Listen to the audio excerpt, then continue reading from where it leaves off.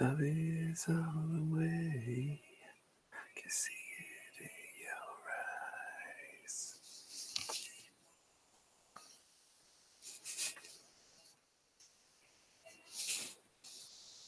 Love is all the way.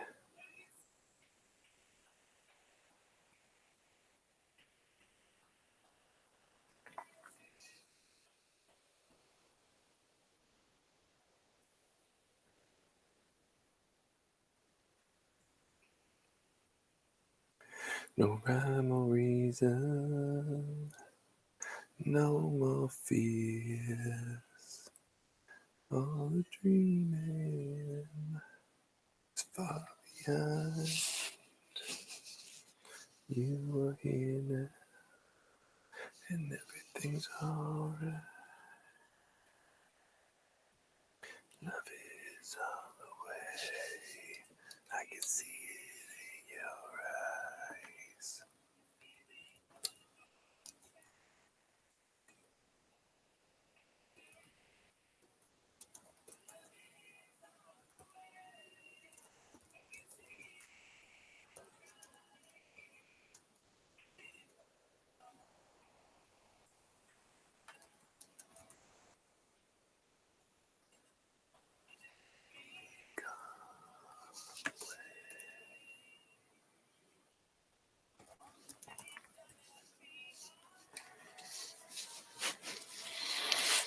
Where's Billy?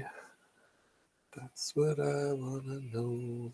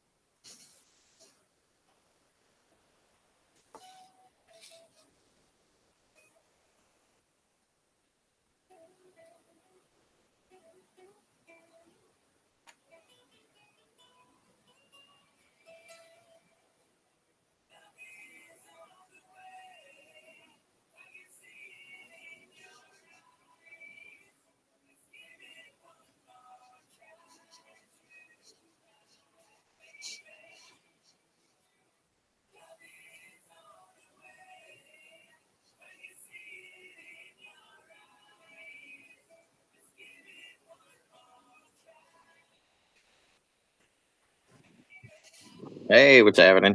What's going on? Oh, trying to get up and get moving for the day. Damn it.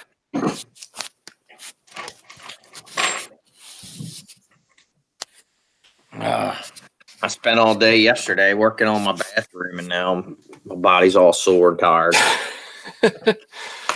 Why'd you work? That's crazy. I know. Well, now all five of us are trying to use one bathroom, and it's annoying. Yeah, that's not a good thing. And on top of that, the kids got to trek through our bathroom, so that's even worse. I when I first got into the plumbing and steam fitting union, a buddy that was a plumber knew what he was doing, and me helped fix my mom's bathroom, but she only had one bathroom in her house, and so we were doing like a total redesign, and we were just doing it in the evenings, and so she kind of went like 4 days without a bathroom altogether. I mean, I think the toilet worked, but she had to go like next door to shower for a couple of times. Wow, yeah. Like, that's rough. Yeah, well, that's what this is. This was like a complete gut it all the way down to the rafters. I mean, it wasn't intended to be that in the beginning, but as I got into it, it's an old house. You know what I mean? So everything's fucked. Yeah. It's like layers on layers of flooring and layers on layers of wall. And I'm like, I can't just put more layers on top. You know, it's never going to look right. It's not going to come out even. So it's like slowly but surely ripped it all down. End up with this really skinny bathroom. Just keep building in. Right. You've done lost 4 inches on each wall because it's layers of shit.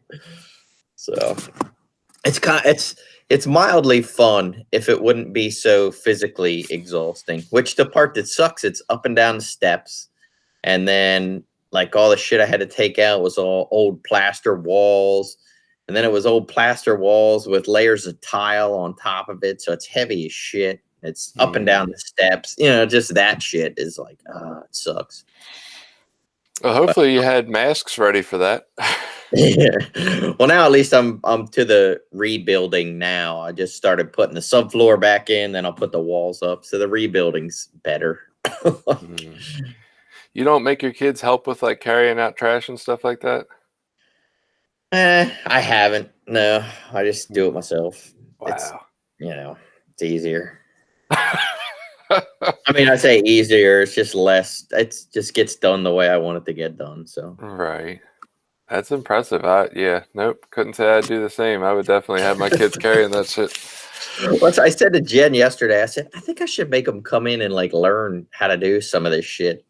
It's like plumbing, carpentry. Because now I got it all down. I'm like, so all the plumbing in there is 100 years old. It's original house. So it's like, fuck it. Might as well run all new water lines. Might as well run new drain back to the main, So it just ended up being, might as well run new electric. We want to add an outlet over here, so let's add an outlet over here. So it's fucking, it's kind of fun though.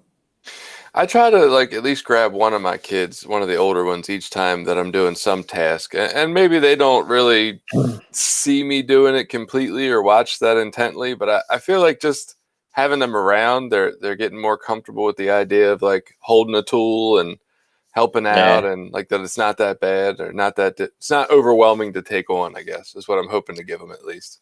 Well, I give Billy whenever I'm using fun tools and let him mess around with fun tools or breaking shit. He likes to do that. Oh man. So how's your week? Pretty uneventful. Pretty uneventful. I listened to the Step 4 podcast earlier this week because where did we drive? Oh, Kim and I drove to pick up masks from somebody. We had got masks from somebody. It was a bit of a drive, so we listened to the Step 4 episode, and it was the audio was awful. Was it? Yeah, it's bad. And that got me all sad about the podcast, and then finally we had to do another drive Friday. She went down to her school to pick up some stuff, and we listened to whatever came after that. What was that? The promotion one or whatever. And the audio was way better, but I was still, I don't know. I've just been kind of in this like meh place about listening to us. And I'm like, damn, that's not good. Well, it's funny, me too. So it might have been the promotions one. I got to think which one I'm listening to now. And I came home, I told Jen, I'm like, I am depressed about listening to myself. Like I don't, the way that I come off, it feels weird. So like today even, I was like, all right, I'm going to go back to meditating before the podcast. So it was like, I only decided that like 15 minutes before the podcast. So I'm like, all right, I can get in a 10-minute meditation really quick. So I was like, because I thought, I don't know. When I listen back, I'm like, I don't understand what I was thinking. Like, when I'm listening to it, not in the middle of the conversation, I have different thoughts. It's weird. So I don't know. Yeah, I've had that experience, and I've also had the experience where I'm listening and you made a really good point in one of them. I think it was the promotion one. And I was so intent, I guess, in the moment of like keeping us on script and everything that I totally fucking missed it. And I heard it when I was listening to it. I was like, I want to respond to that now. It's a good point. Yeah. It's weird. So I saw the same thing. I thought, man, I guess we just need to get back to normal. I'm ready to be back to normal. Dude, I don't know what it is. I don't know if it's that. I was like, and that's partly why I texted you and said I don't want a topic. I was like, is it just like too like detailed of a topic or too focused of a topic? And it's got us. Right. I don't know what the fuck it is. I was sad about it. It's like, damn, it sucks. So I don't know. I just keep doing it. Everybody's audio sounds like shit though. I would listen to all kinds. I listened to the one Joe Rogan's podcast, and he's got people on. They're fucking breaking up during the thing, and because they're doing remote stuff, and people with bad connections. And Right. he's still doing live. He's still having people out in his studio and shit. I'm like, like, Yeah. There's a lot of people that don't seem to care. nah, not anymore. You care for about what, 2 weeks, 3 weeks, Yeah. It's novel for 2 weeks, and then it 6 weeks. impedes on your life. Everybody's like, oh, fuck this. My niece had a birthday party across the street. You know, she had a birthday party for her daughter who's turning 4 or 5. Wow. My kids went over. There was like 6 or 7 kids there. You know, none of them were social distancing. You know, I don't know.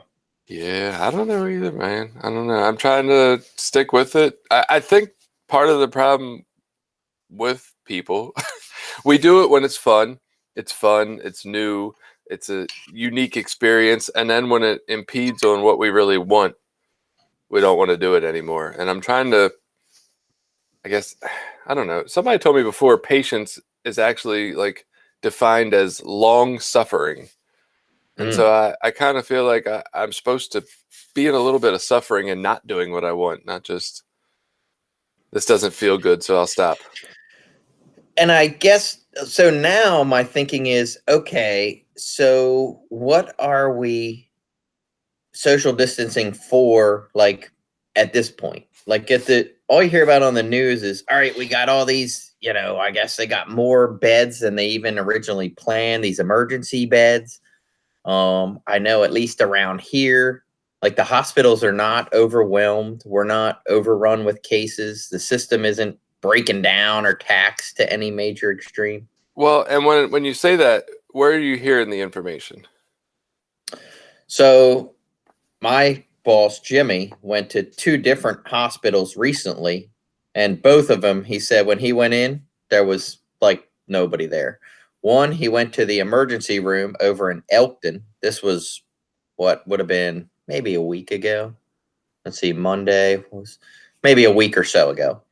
He went into the emergency room at Elkton and he went to the door. There's a guard there at the door. And he said, look, you know, I hate to come here, but I don't know what else to do. He was having horrible back pains. He's like, I can't even barely walk.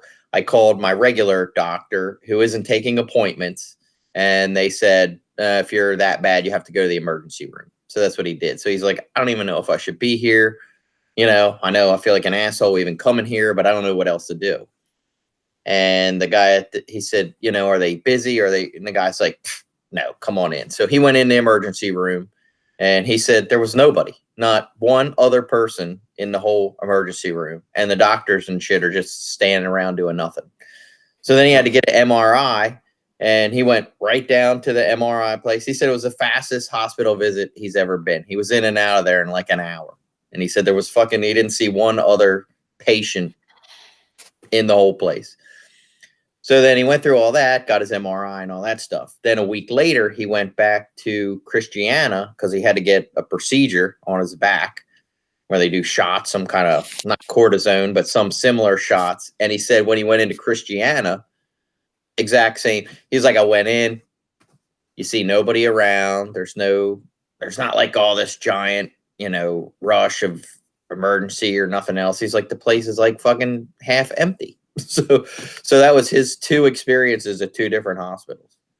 So see, I said the same question that you just said the other day because I was like, I feel like our worry was that we're going to run out of resources to help these people and it would be overwhelmed. And I haven't seen that happen. Even in New York, I haven't really heard much of that happening. And one of our friends is a nurse and she talks about how overwhelmed they really are behind the scenes, like how I don't know. And that's why I'm like, I just don't understand it. Cause I hear this description of like the front end of it, but then I hear that in the back end and I'm like, well, what the fuck, man? Well, where is she? What hospital is she at?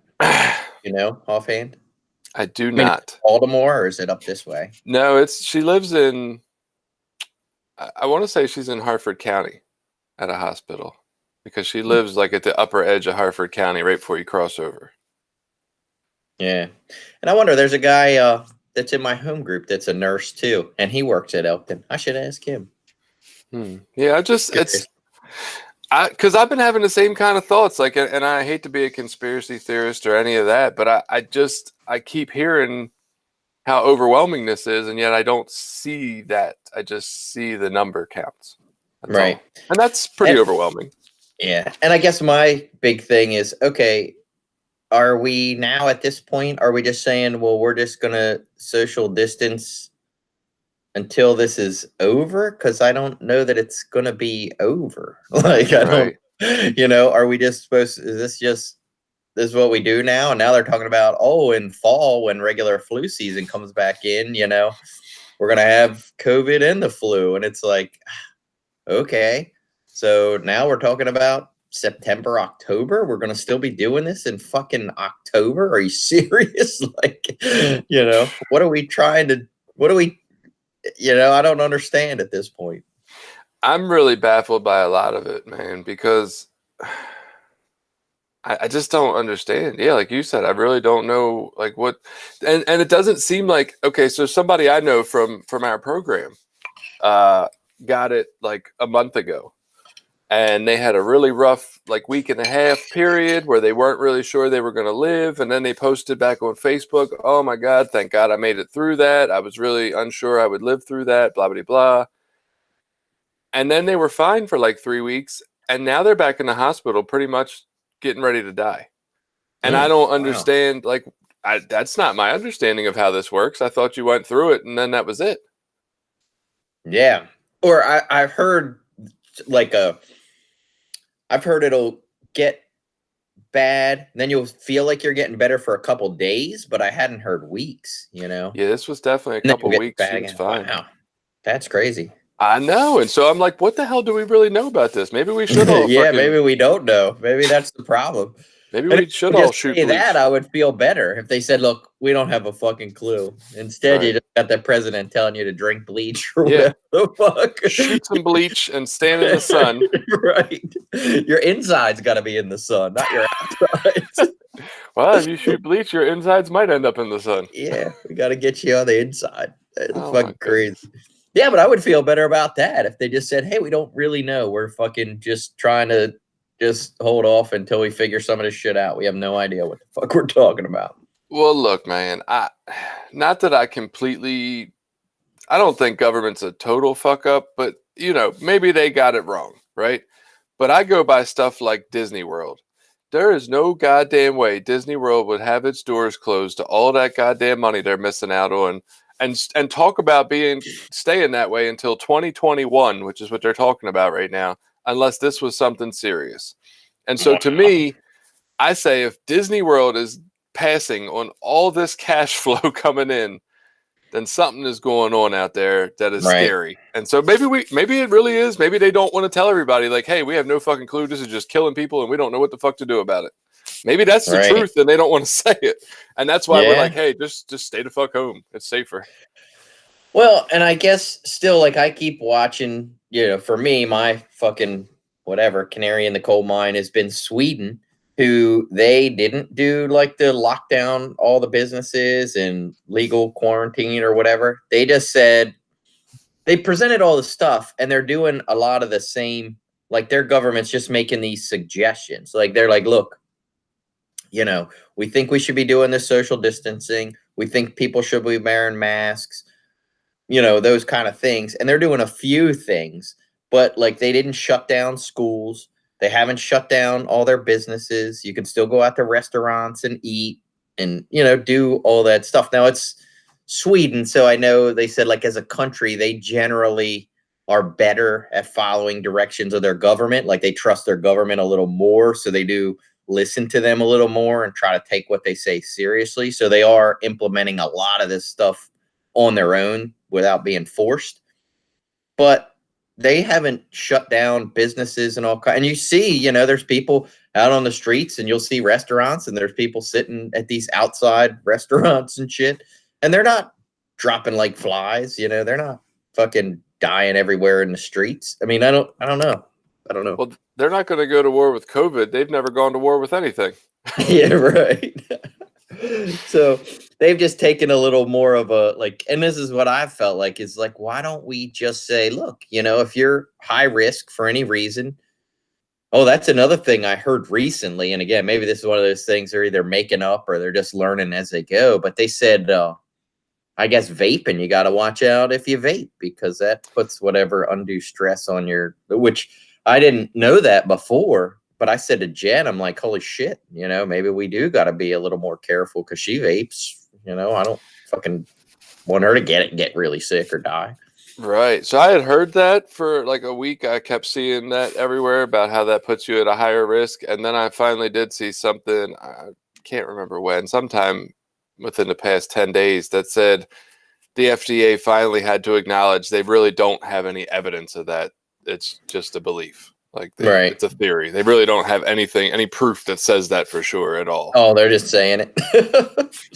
I get that feeling that people want Saying vaping whatever. to be so bad for you. I don't know that vaping is terrible for you. I'm sure it's not like eating broccoli, right? Like I Yeah. don't anticipate it to be good, but I think people just want it to be bad for you so bad that they say everything. Oh, popcorn lung, that turned out to be a big hoax. And it's like, what the fuck? God, why do y'all hate this shit so bad?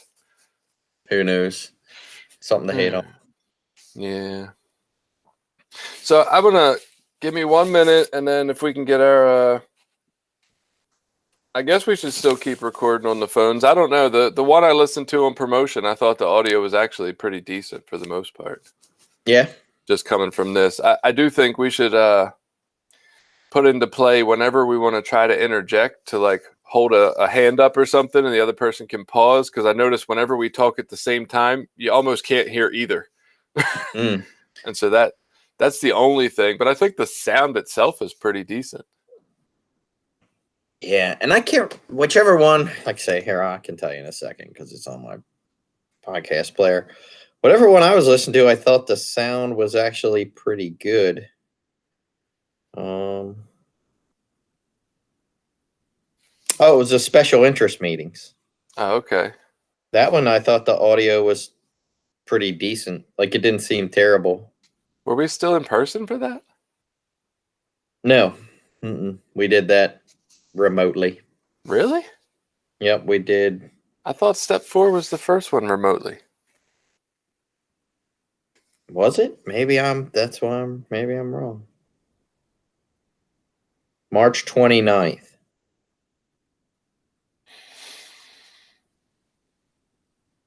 Yeah, we would have definitely been on. Oh, yeah, because the week before that was what is our responsibility during the quarantine. So,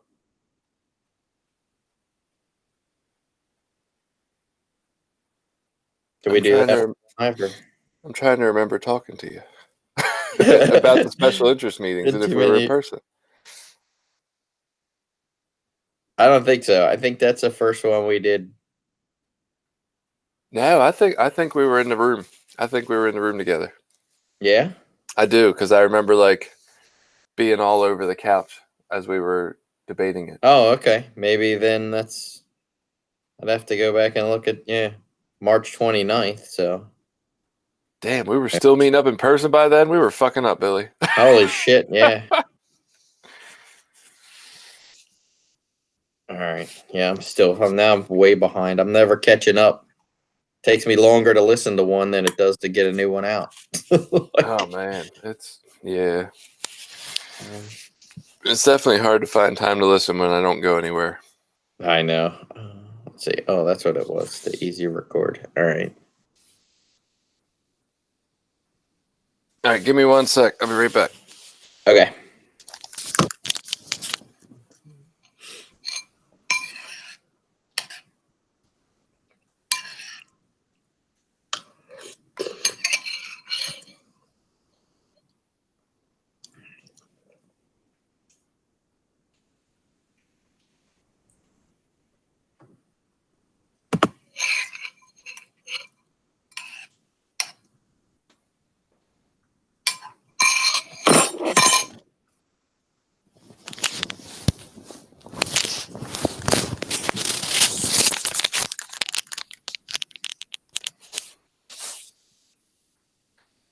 So we do got a few things to talk about. Nothing fancy, just couple of posts on Twitter, a couple of posts on Facebook, 2 emails. Well, one email, and then we got that other email where the lady asked us a bunch of questions. So we could always like kind of address some of that if we find ourselves interested in it. I don't want to follow any too scripted plan. I don't really, at this point, after listening to us talk about something super specific, I'm like, oh, what the fuck? It's just babble. Yeah. I've been thinking a lot. I mean, just me personally lately about like how this is affecting my personal recovery. Like how, of course, I notice one, obviously, for me is a lack of meetings and a lack of participation in meetings in my recovery in general. I don't really communicate with a lot of people at all. So I'm not getting to really meetings other than my home group. This week I had to force myself to do my home. I mean, I was actually not even going to do it. And then at like 8:03, I was like, you can't fucking miss your home. Like just the guilt of like, you have to go to your, you know better. So I logged on a couple minutes late. Then like had to force myself to do it. Like, I don't want to fucking do this anymore. Wow. I don't want to do it. I don't mean it that way. It's not like I'm I got you. Recovery, but it's just like, I like going to my home group. It's inconvenient sometimes, but it's still something that I really enjoy. And even meetings in general. For the most part, I like going to meetings, and just seeing new people and being around people and, catching up with people I don't see that often. I like that idea. That is a huge part of it's just messing me up. But then I know there's a guy in my home group that was just sharing, and he said he's fucking loving it. He's just like, and not even that he's going to a ton more meetings, but he has a lot of social anxiety, and it's hard for him being in, the rooms with people. And now that he's at home and he can share like this, he's all excited. He's doing his anniversary next week. He's like, oh, I'm definitely doing my anniversary like this. I feel way better like this than being in a room in front of people. And he's talking about how great he's doing with all his personal stuff, and he's exercising again and doing all this shit. I'm like, I'm the opposite. I'm tanking, and he's fucking doing great.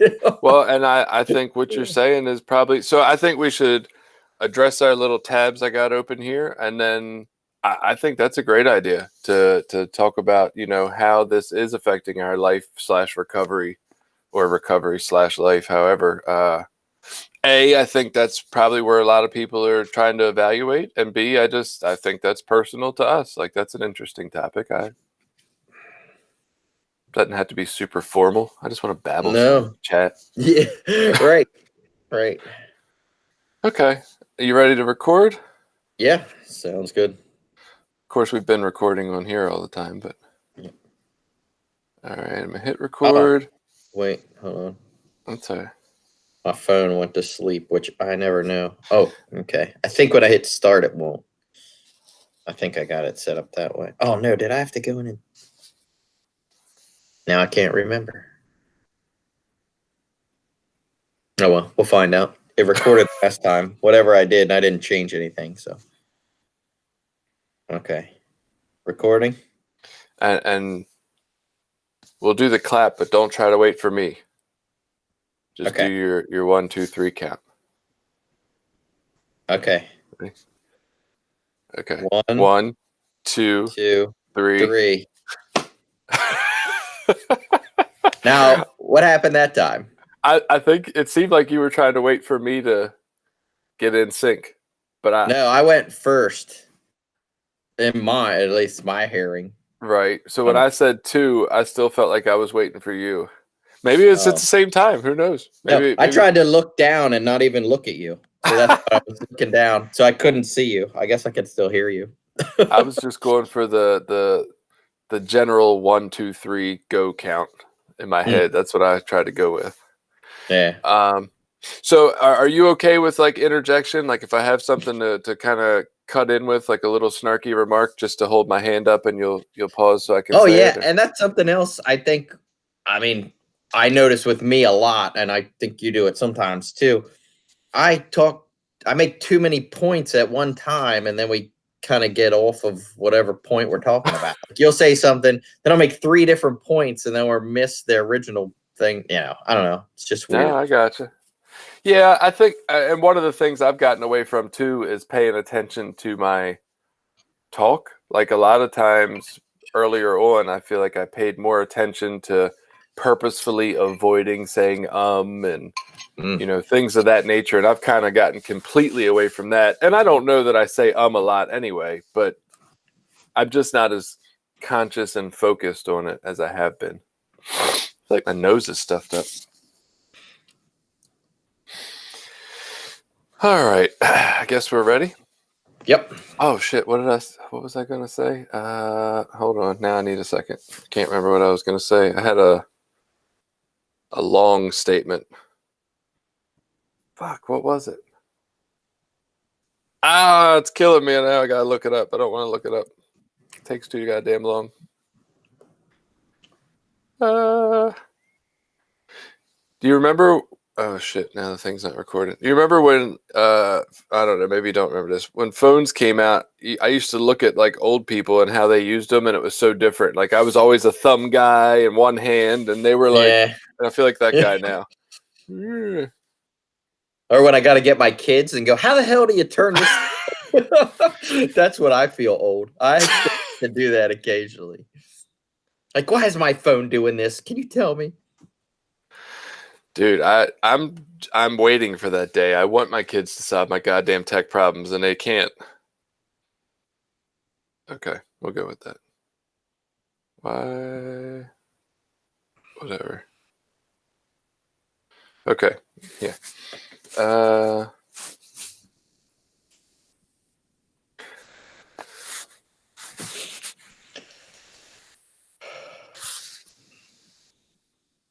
Hey, welcome back. It's recovery sort of, as it is every week. I'm Jason. I'm a guy with a Long Island iced tea. Not really. I'm Billy. I'm a person in long-term abstinence-based recovery. Awesome. And so today we're going to, recap some of these things that we've been talking about. We're going to email with some questions in it. And we're going to, I believe, just take it a little bit easier on the topic. We've had a couple of really focused, topic-oriented podcasts lately. And I think we're just going to kind of relax today just a little bit. And so, we went back, we posted about the clarity statement and how AA doesn't really necessarily have a clarity statement, but they do have, just the concept of like talk about alcohol and not drugs in their meetings. We posted that a couple of places on Twitter, Facebook, our normal spots. On Twitter, somebody said in their NA group, they clarify that one doesn't need to say clean and sober or drugs and alcohol because it implies there's two separate diseases. And he said, however, the bisteptuals still say clean and sober. And then they went on to say, same person, addict in recovery, said in an NA meeting, he refers to drugs as substances and refers to himself as an addict. But when he goes to AA for somebody's anniversary, they do say alcoholic and drinking. So nothing out of the ordinary there. It seemed pretty respectful. Yeah. So do you know? I don't know what that bisexual is. That what that was? They said bisteptuals.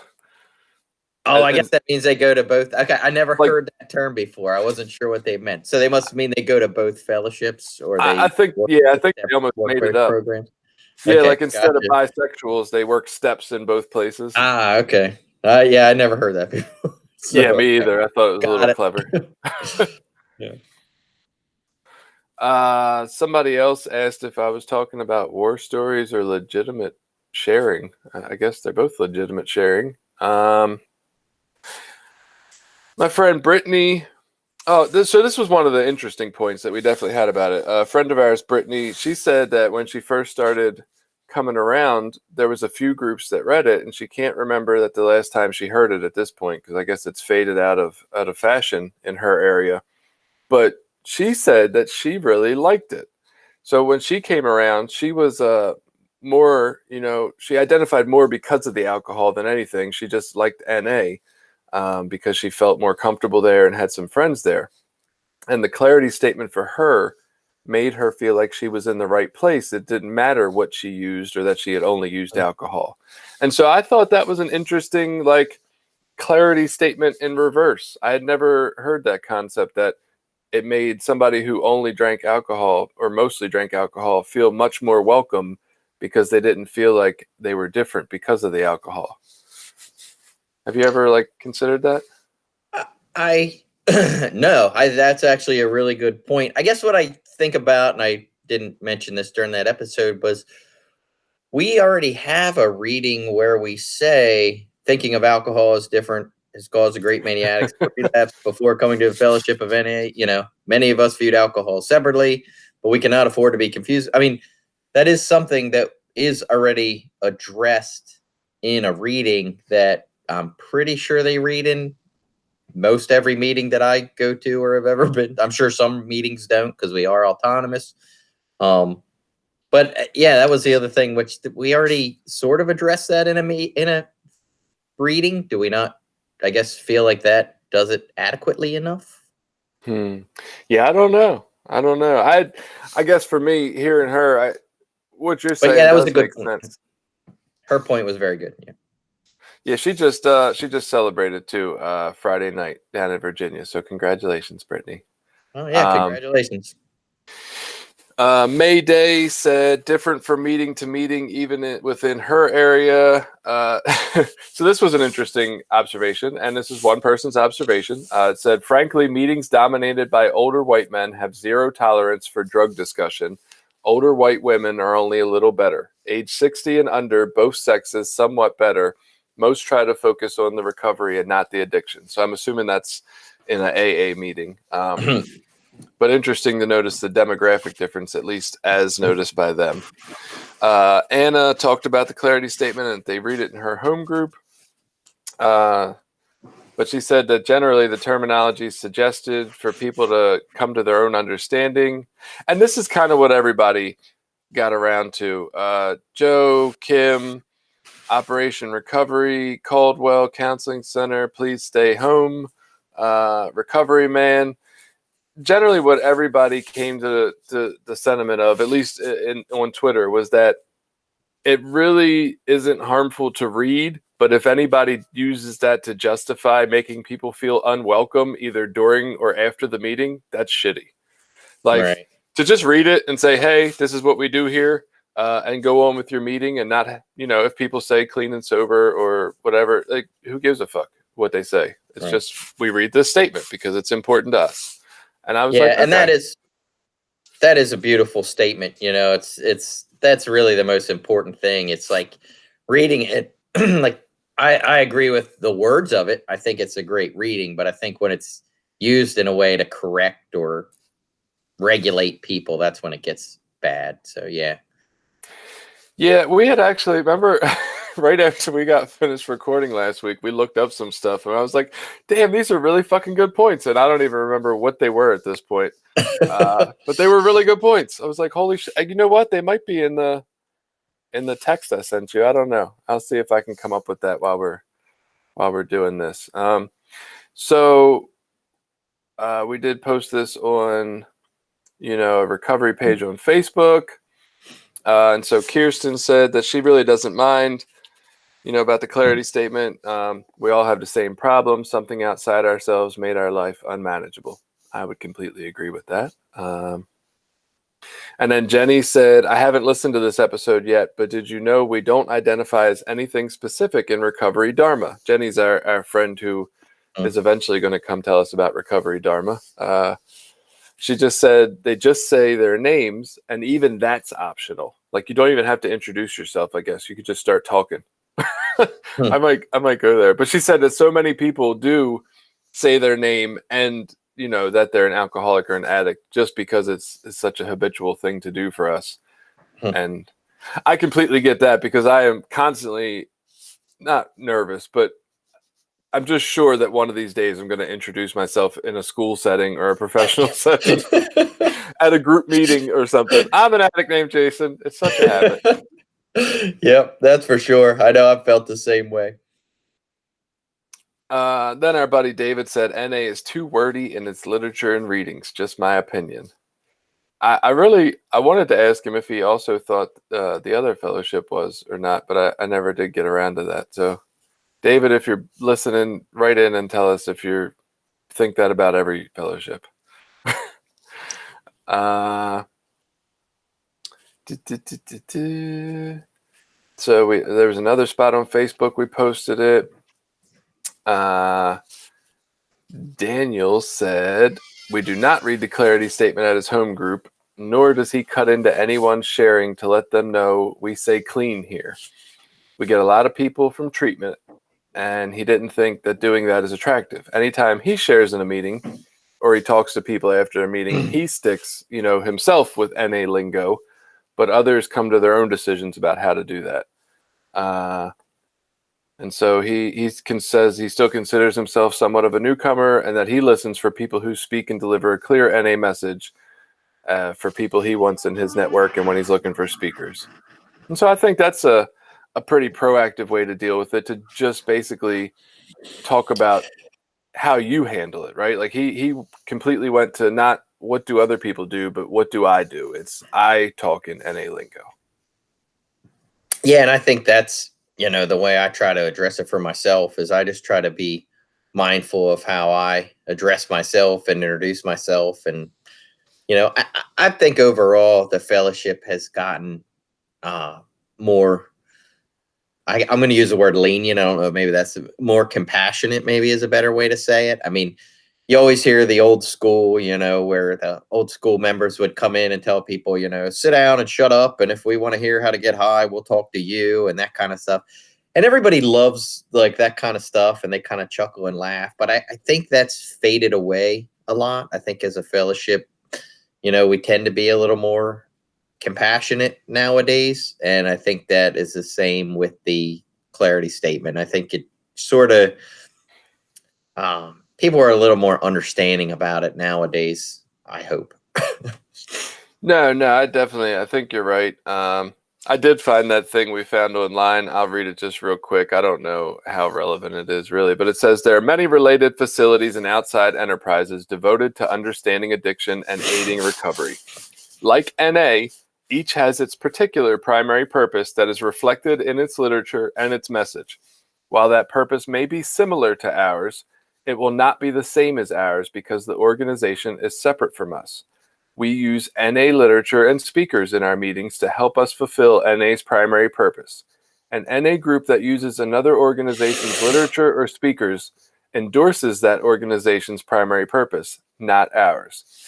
And so I think it was Caroline that originally posed that question about using outside speakers, and that is from our literature. And if she needs to know where, she will ask, and I will tell her. And I thought that was, that was interesting. So, if we don't keep with our specific language, we do sort of lose our primary purpose to some extent. And I don't know. It was just interesting. Somebody else brought up the idea that, love is an important spiritual principle when we're talking about, oh, hey, we need to love the newcomer and invite them in. And yet at the same time, it's not the only spiritual principle, right? And so there's some other ones that are important. And sometimes I think I lose sight of that. I don't know about other people, but I can get so bogged down in this one spiritual principle that I'm focused on that I miss the bigger picture of like even if I said, hey, the only way to go is to correct people, right? Because it's a spiritual principle of discipline and following our rules and blah, blah, blah. Like, well, then I'm missing the spiritual principle of love that says, hey, be inclusive and loving of everybody and don't, yell at them when they do it wrong. And so I can get locked into one, and sometimes I need to remember that there's a bunch of them. Yeah. And I guess not that I want to go down this road too much, but I did think about this. When we talk about, at least in Narcotics Anonymous, it says the Narcotics Anonymous message is that any addict can stop using, lose the desire to use, and find a new way to live. So, and I just thought, well, when we say any addict, doesn't, we'll say black addict, white addict, Hispanic addict, lesbian addict, gay addict, all these addicts. Well, then what do we care if it's alcoholic, sex addict, gambling addict? What does it matter what they call themselves? We say any addict. So it's sort of like we almost are saying, well, we don't care what you call yourself or what you're here for. If you're an addict, we're here to help. That's kind of when I look at what our message is. And then when that, I guess it gets a little confusing in our primary purpose, because, you know, our primary purpose isn't really to help any addict. I mean, just to be honest, I guess it can help any addict, but I don't think it's correct for someone to come in who's maybe a gambling addict and share a whole meeting about gambling, you know? So No, we're Narcotics Anonymous. right. We're about drugs. I mean, that's what we are. And I like that. I have nothing against that. I don't think we should change that. I think that's an important distinction. But maybe we need to be a little more clear about that. You know, maybe it would help in this modern day of everything's an addiction. You know, we have shopping addicts and food addicts and clothes addicts and, you know, all these other addicts. Maybe we need to sort of, I mean, I guess probably back in the 50s and 60s, you didn't have all these addictions like you have. Right. And so, yeah, like, because they're kind of, I think that a lot of us who have struggled with the drug portion of it move into them as we get clean. And we say that our program and the steps can address those too. But yeah, I don't think we're the place to come if that's where you start. Like, I agree with that. I think, now, don't we define addiction? It says what makes us addicts is not the drug, but our allergic reaction to it. And so I think we kind of, in our definition of what makes us addicts, do specify that it's about the substance to some extent. Not that it is the substance, but it's our reaction to a substance that makes us an addict. And so I think from our program's perspective, it's kind of like how our definition of clean is different than maybe what somebody on, you know, methadone or Suboxone's definition of clean, right? They also are clean, but according to our program, they're not. And like it really, not that our program is the be all end all on that statement. It's just that this program is a program of complete abstinence, right? It's not about that. And when we say complete abstinence, and then, you know, we have pain medicine when we go through surgery and whatever else we might be doing, but yeah, so the definitions are a little, I don't think there is a good one.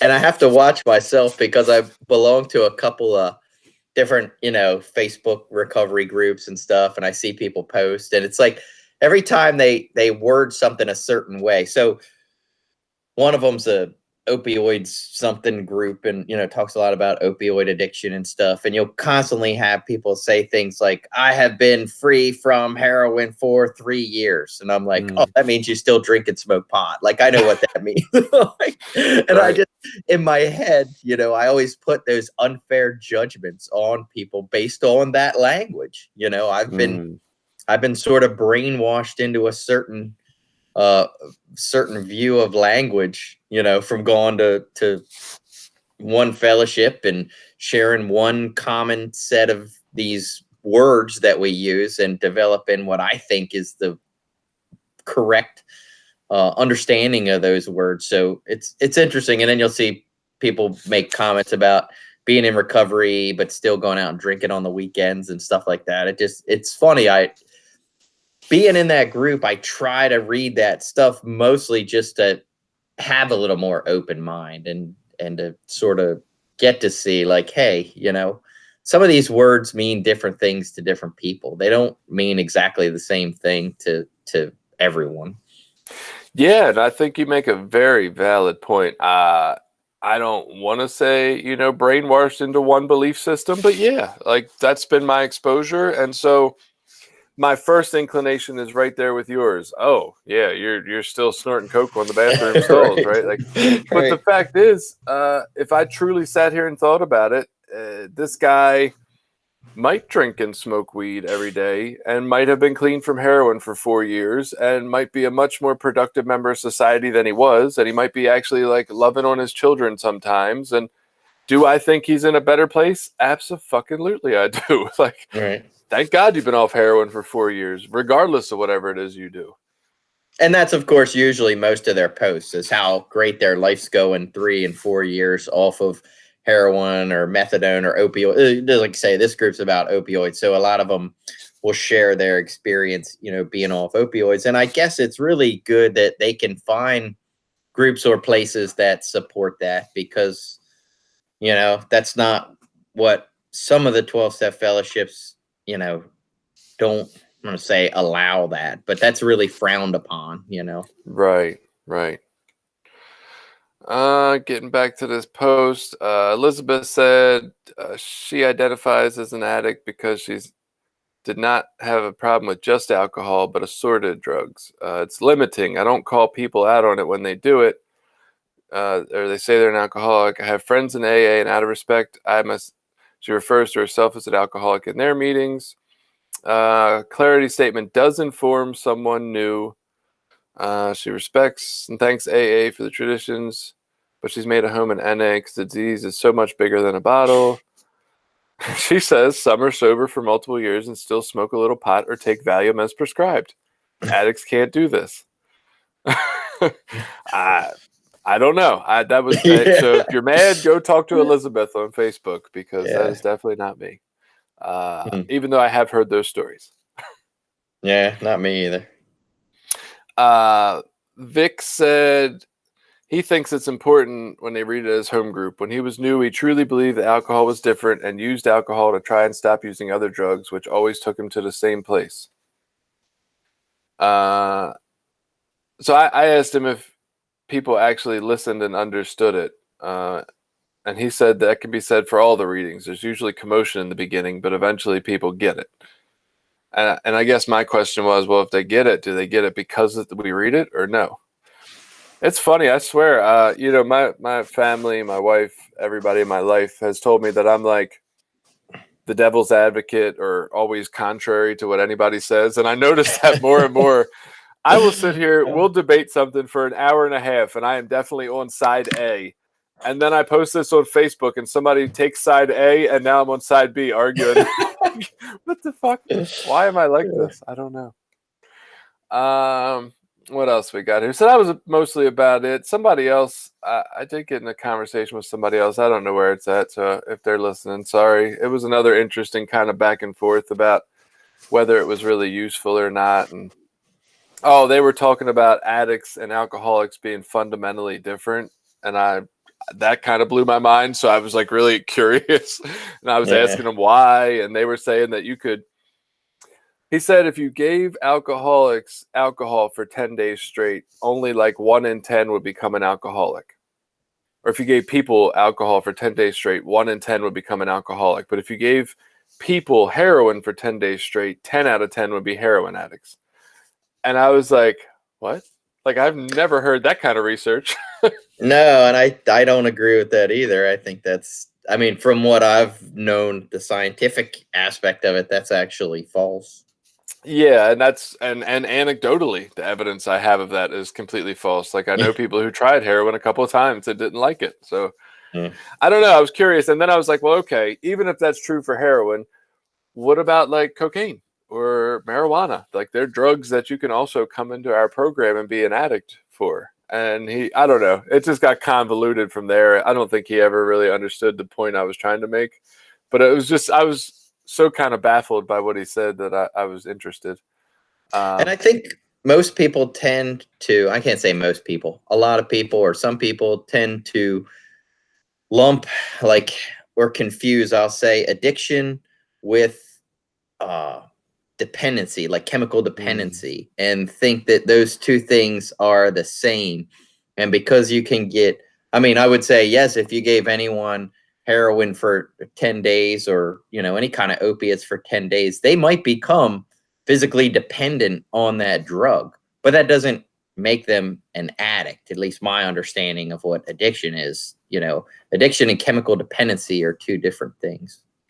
This is like in all the research studies where they got to, at the beginning, define what they mean by their research word for that particular study. And so I guess some people would define addiction as a chemical dependency. Right. I think I heard that argument early in my treatment days, like that there was that argument of what addiction was, whether it was a dependency or whether it was, more along the lines of what our program talks about, like where it's not the substance or the dependency, it's more of our physical or our, reaction to the substance, the way we react. So another person, I just wanted to thank this guy on Twitter, Sober Biker. I have no fucking idea who this is. Maybe it's one of our friends. I have no idea. They showed a picture of fishing and said they were out fishing, listening to Recovery, sort of. And I appreciated that. That was nice. I said they were going to catch a headache. And then Selena sent us another email. She was talking about running a virtual 5K race and listening to us. And so I thought that was interesting. She also talked about, she used to be able to speak at the youth and recovery meeting, and then she got old and they don't invite her anymore, which I thought was funny. But the whole virtual 5K race, and I've heard another running friend talk about these virtual races, and I'm almost like, there's a part of me that 10 years ago probably would have said that's the dumbest shit ever, and there's a part of me now that is I'm so impressed with it. Like all these people with our fancy electronic watches and stuff that GPS us, like people can literally go out and run a race in their area against other people all around the world. And they could do it at the same time. They could do it over time and compare. I just think that's so cool. And what I've learned about running is the race, it's not about like a race like we think of the Olympics. Like nobody really gives a fuck who wins, except, the top 10 people in the world care. But everybody else is just running it because they enjoy running and it's a reason to train for it. But I actually think it's really cool. I'm almost wondering, I'm like, damn, well, what do I do that I can get into virtually more? Because I think virtual races is neat. Yeah, that's pretty. I wonder that sometimes too. I've been doing some running since I was exercising. Well, not most recently, but before I was doing some running. And I have always wanted to do a 5K, but only if I felt like I could like win or finish really high. Like I've just never been a person that wants to go out and like, hey, I'm going to just run a 5K for the sake of running a 5K. I'm like, oh no, if I'm going to do it, like I want to be competitive. Like I want to be right in there. And so it's interesting to think about running a race that doesn't matter. But then another thing I have heard before, and I heard it again recently, was about doing things that are hard just for the sake of doing it. Like doing things that are hard or difficult or challenging are good for your character. They're good for your spirit. They're good to help us just, overcome whatever we feel like our own personal limitations in our mind. And so I thought, well, maybe that's a good reason to try to go out and run a 5K just to see if I can do it. Obviously I think I can do it, but maybe and it would be hard. So maybe I should try a virtual 5K. That way, if I'm embarrassed, I don't have to let anybody know. That makes total sense. I don't know what the 5K running community is like. The one individual I talked to that's a runner, it's more about the really long distance runs, marathons and more, really, ultra marathons for them in particular. But apparently that running community is really, really supportive. It's, I guess, very much in tune with kind of, how our fellowship can be very supportive for us. Like they have found a running community of people who, because you're running such long distances, you got to, pair up and have somebody sort of monitoring or watching you, or you frequently run, at a pace around somebody who also runs around that pace, and you stay together for long stretches of run. And it's just really interesting. It's mostly encouraging and people build each other up. It's not about, beating other people or being better. It's just about just being supportive, and we want everybody to finish. It's kind of cool how they do it. I don't know. I think it's an interesting concept. I'm wondering what else we could do virtually. Obviously we do virtual meetings. I just seen Post Malone, who's I guess a rapper, a singer, whatever you want to call him. There was a guitarist, a bassist, and a drummer, and they looked like they were all in like different, I guess, states. I don't know, at least in different houses. They recorded a goddamn hour-long concert together covering Nirvana songs. I'm like, what the hell? Like, that's pretty incredible what people are doing. Yeah, there's been a lot of different music stuff online that are, similar to what you're talking about, collaborations of musicians that aren't even in the same house, Right, that's so cool. Yeah, there's going to be some interesting results from all the online connectivity and the practice that we're getting right now. The sort of, what do you call that, when it's just thrown on us all of a sudden? Now people are improvising and learning and becoming creative, and some of these things are going to stick. Yeah, I don't often get the chance to use the word thrust, but this was thrust upon us. So I will seize the opportunity to use that word. I ran the other day. We go outside and walk pretty much every day, and I've been trying to keep it a little interesting. I've ridden my bike a couple times, and running's hard, but I did it the other day. I got like 1.8 something miles. It's tough. I'm still sore. This is like 5 days later. I'm still like kind of recovering from a leg strain. If you don't run, don't go out and run 1.8 something miles, because you will probably strain your hamstring like I did slightly. I don't know. Interesting. Okay, so I guess we should probably just hit our break here while we have a nice little stop spot, and then we'll come back and hit maybe some of those questions Julie had, or maybe we'll just ignore that altogether. I don't know what the fuck we'll do, but let's hit pause for a break real quick.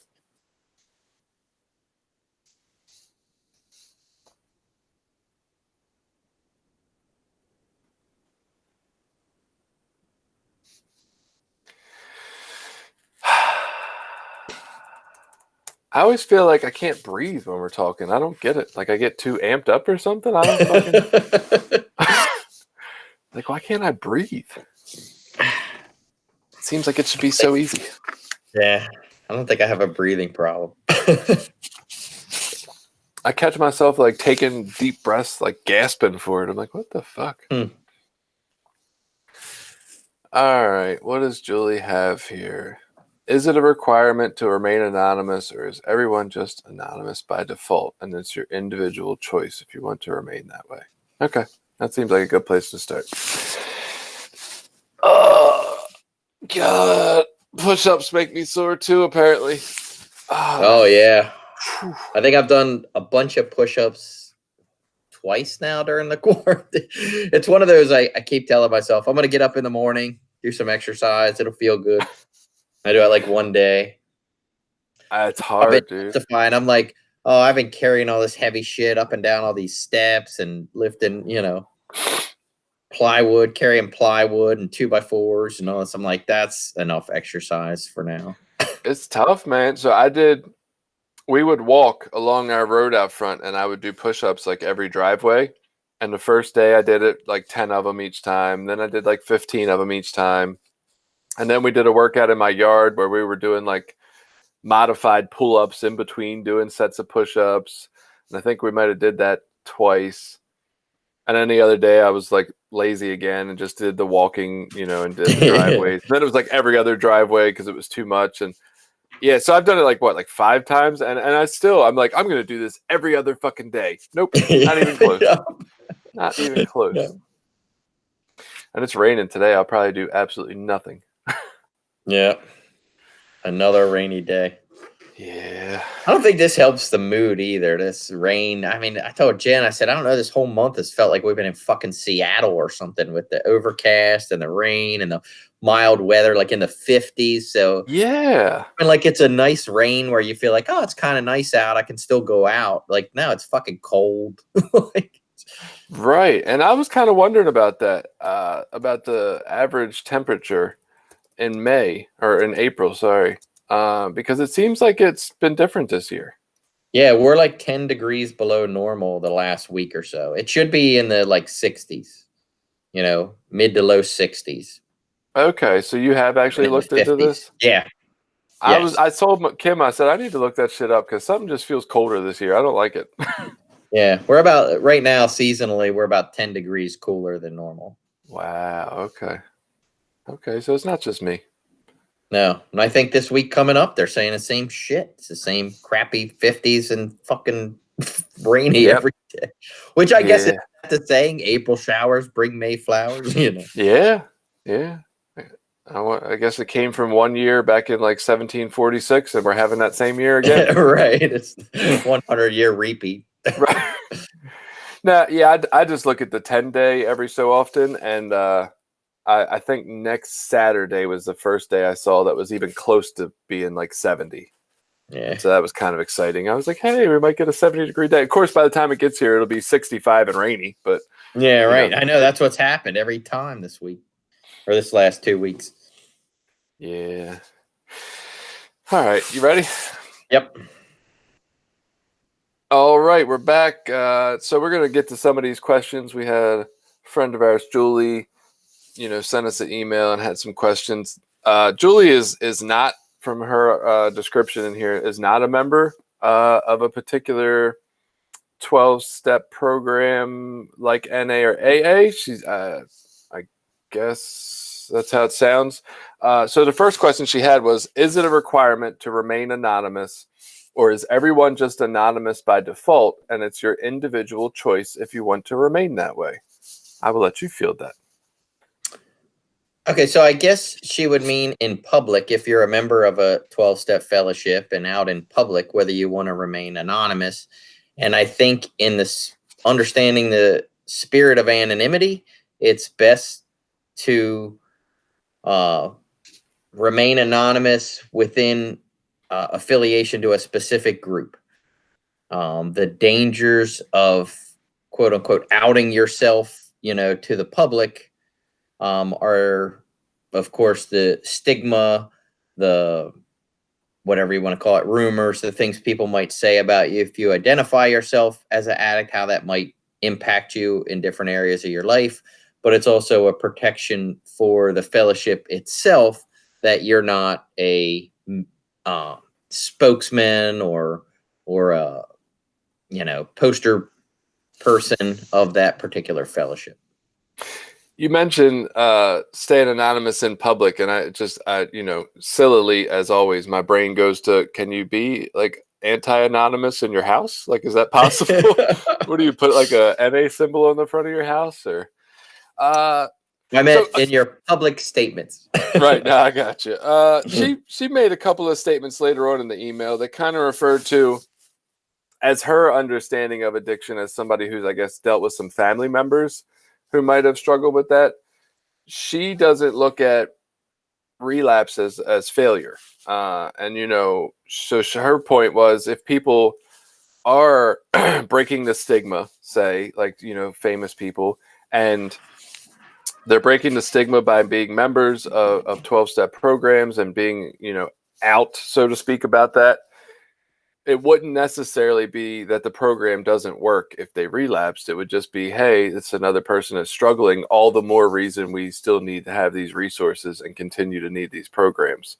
And so I think that's great that that's her understanding. I don't necessarily know that that's going to be the across the board or the majority understanding. If you see someone famous, use again after they've represented or said they've been part of a program, if I was not part of the program, it's possible I could very easily think that program doesn't work. Or worse yet, it might not even be about a relapse. What if, for whatever sake, the famous person doesn't relapse, but they get caught having sex with underage kids or something, right? Like, now everybody in our program is a pedophile.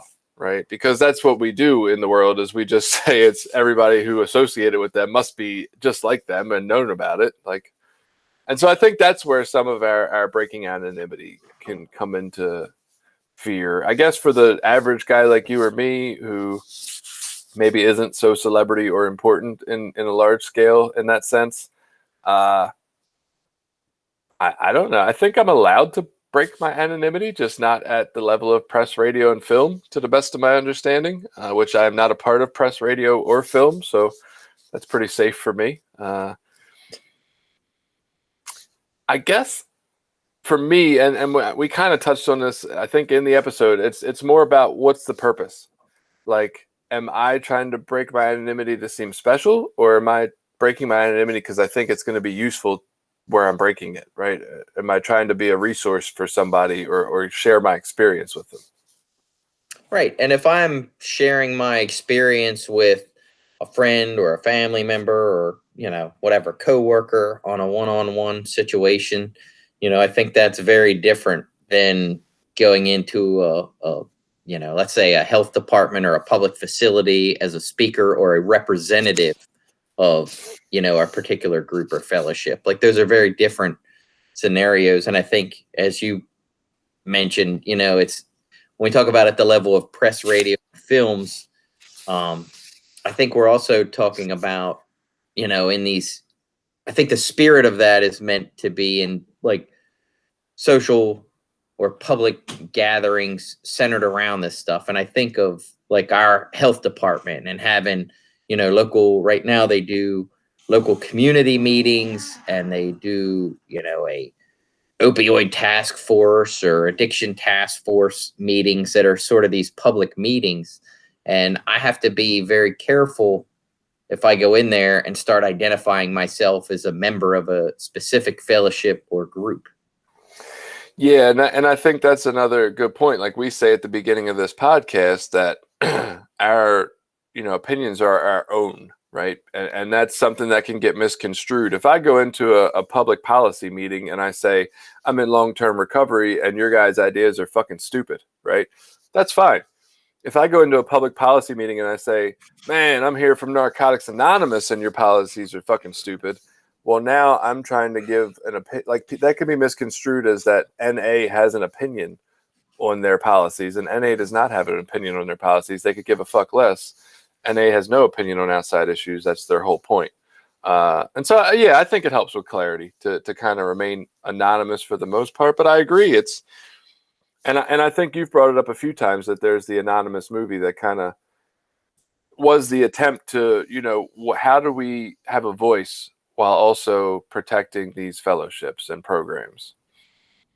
Yeah, and there's another danger to relapses and things that aren't specific to a program. I think when we talk about stigma and the stigma that comes with addiction or alcoholism or whatever, our problem is, the stigma that, addicts never get better, or they just, well, there's no hope for addicts.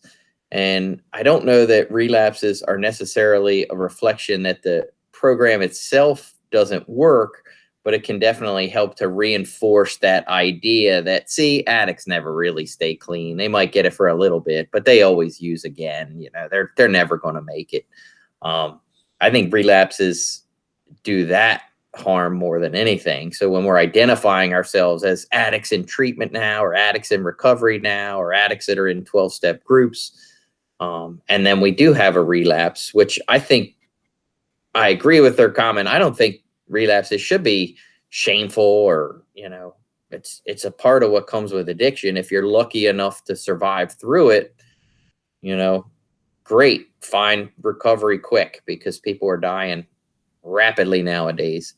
But there definitely is a stigma that addicts will never get better. Yeah, I agree. We keep saying it's funny because so Alcoholics Anonymous, alcoholics are people, and Gamblers Anonymous. Is it Gamblers Anonymous or Gambling Anonymous? I don't know. Sure. I just all thought they were about people, and I feel like Narcotics Anonymous. We're not narcotics. Like we misnamed it. We should have should we be Narcotics Anonymous or something? Like narcotics are drugs. I don't know. Yeah. Her next question. Oh shit! Here we go. A woman I follow on Twitter said she really liked NA, but stopped going because they are against her use of Suboxone. Is NA as an organization against that? I don't even want to fucking answer that. Well, we have a bulletin, I think it's number 35, that addresses that issue.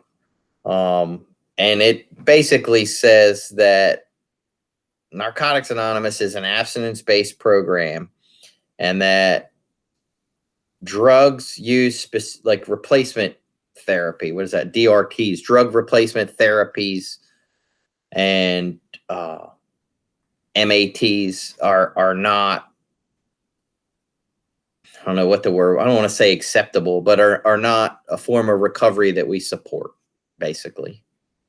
And yet we've also addressed here that bulletins are not and group sanctioned literature. They are just what a few people at the top have decided to get together in a room and write and have an opinion about.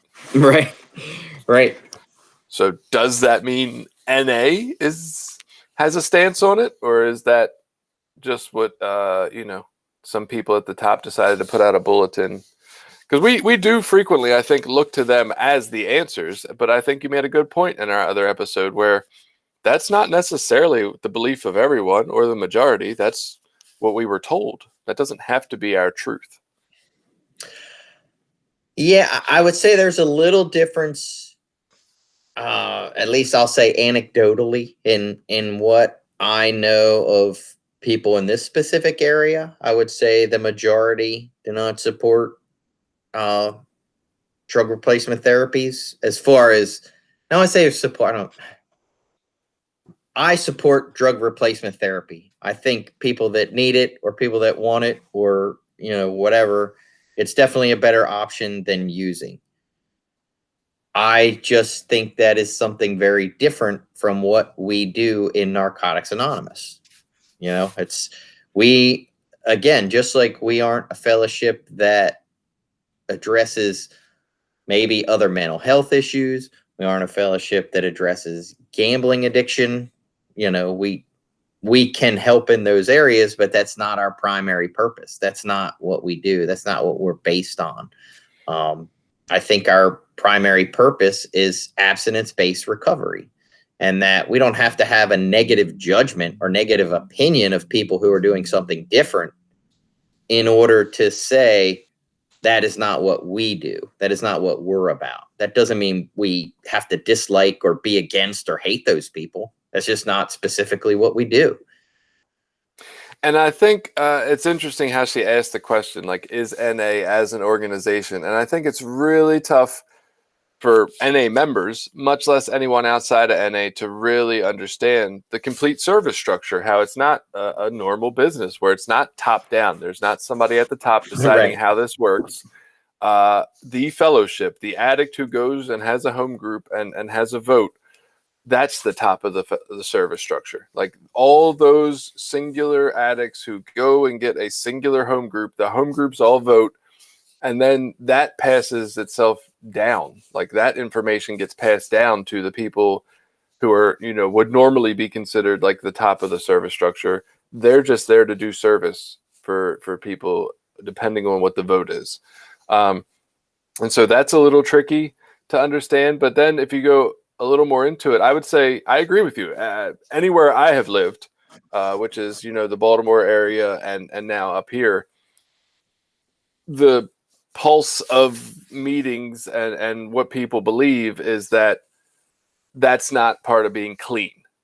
I don't think that people are necessarily against it, right? I don't think that's a unified stance that like, oh, if you're on Suboxone or methadone, just get the fuck out of the meeting. Like that's not what I've heard. I've heard, hey, you're welcome. You're just not clean by our standards. You can't get up and celebrate clean time, right? You can't really share somewhat, honestly. So I think that's the interesting point, that people who are on Suboxone or methadone are probably looking for a place to participate, and we're not really the place for that. They're welcome to come, but I would say the sentiment of NA is generally, no, we really don't want you to participate. We want you to hang out until you're ready to live like us, which is a little, we're better than you, holier than thou. Like we kind of think we're the next step up from where they're at. And if you're not doing it this way, you're probably not doing it the right way. We appreciate where you're at. That's great. Keep coming back. Hopefully you'll get where we are. And so that's not a very loving place to be, honestly. But that is, I think, the heartbeat of where we stand as a fellowship. Yeah. And at the same time, I have known people that are in recovery, actively involved in different areas. Obviously, I'm not going to name any names, but I have known people that are actively involved in our service structure, that are actively involved in their local recovery communities, that are on Suboxone specifically. I have heard of people sponsoring people that are on Suboxone with years clean. In our area recently, there was a discussion about, a home group member went to their meeting and said, I'm coming up on my 2-year anniversary, but I've been on Suboxone the whole time. Am I allowed to celebrate at the meeting? And, there's different things like that happen. So there isn't a direct answer. Obviously, I have my feelings about it. I wouldn't even say for myself personally that I think that I'm a step better than anyone on a maintenance program.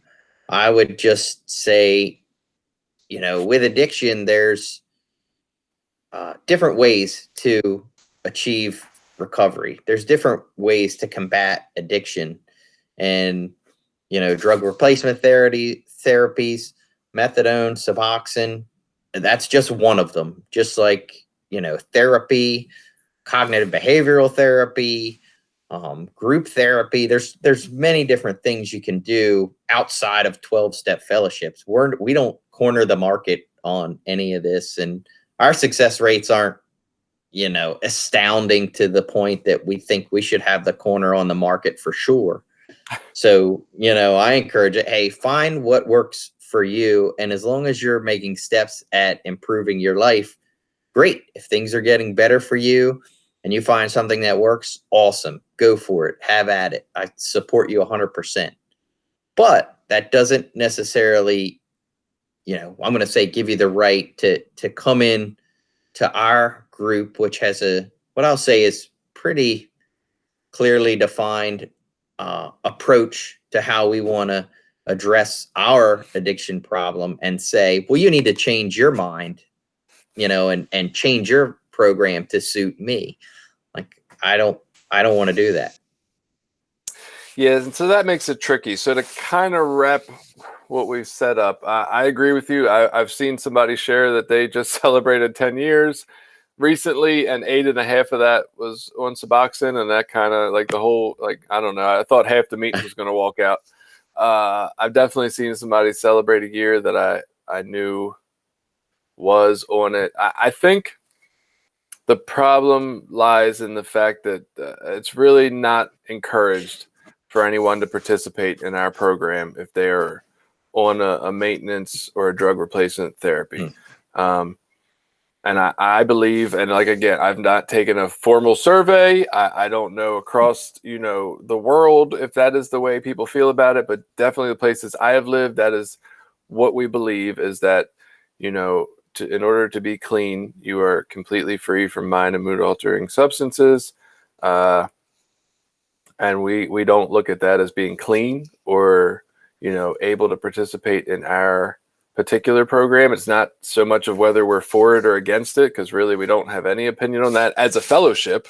But even as people, I don't think that I don't, whatever, like, I don't do whatever works for you, right? I'm not for or against it personally. It's just, yeah, I'm with you. It's not what our program is about. Please feel free to form a program so that people can get help in that way. I don't know if that really answers the question or not. I guess NA as an organization is not against it, but they're also not considered clean in NA. I don't know. Other thoughts she mentioned, number 3 was, if she hears the speakers from out of town, she's more likely to try to be there, as she might not get to hear them again. And she likes to hear different perspectives other than those she's regularly exposed to. I guess that was talking about like our out of town speakers, and if you are advertising or promoting. She mentioned that she enjoys hearing NA speakers, and so she does kind of like when they're advertised, because it's not something she gets to hear very often. And then, she asked a question, we kind of touched on this a little: do people really blame NA when someone relapses, or does relapse really reflect poorly on NA? I think we kind of already touched that. She said she wouldn't blame the doctor if an illness returned or the cancer came back. And so she can't wrap her head around the idea that NA would be blamed for a relapse. I thought that's kind of an interesting way to put it. I definitely wouldn't say that fucking doctor, he made that cancer come back, or he didn't do it right. Like, no, it's obviously not the way it works. And I guess that goes back to, do you consider, addiction and disease or not? Well, I would say if you look at the way people would look at cancer, there's a sort of belief like, oh, you don't beat cancer. When you get cancer, it's, you're lucky if you live, but you never beat it, and I would say, yeah, you look at addiction like that. You don't necessarily blame the doctor. You just think it's something that's a death sentence. And addiction, is the same. It's like you don't necessarily blame the fellowship or say it doesn't work. You just say, oh, once an addict, always an addict, that kind of thing. Right. And I don't want to say I don't disagree with that statement, but I don't disagree with it much differently than people mean it. Like, people mean it like you're always going to be a piece of crap, I think. And my Right. belief is more like what you said about cancer. Like, I will have to, on a daily basis, take my, air quote medicines to keep me from, acting in this disease or living in this disease.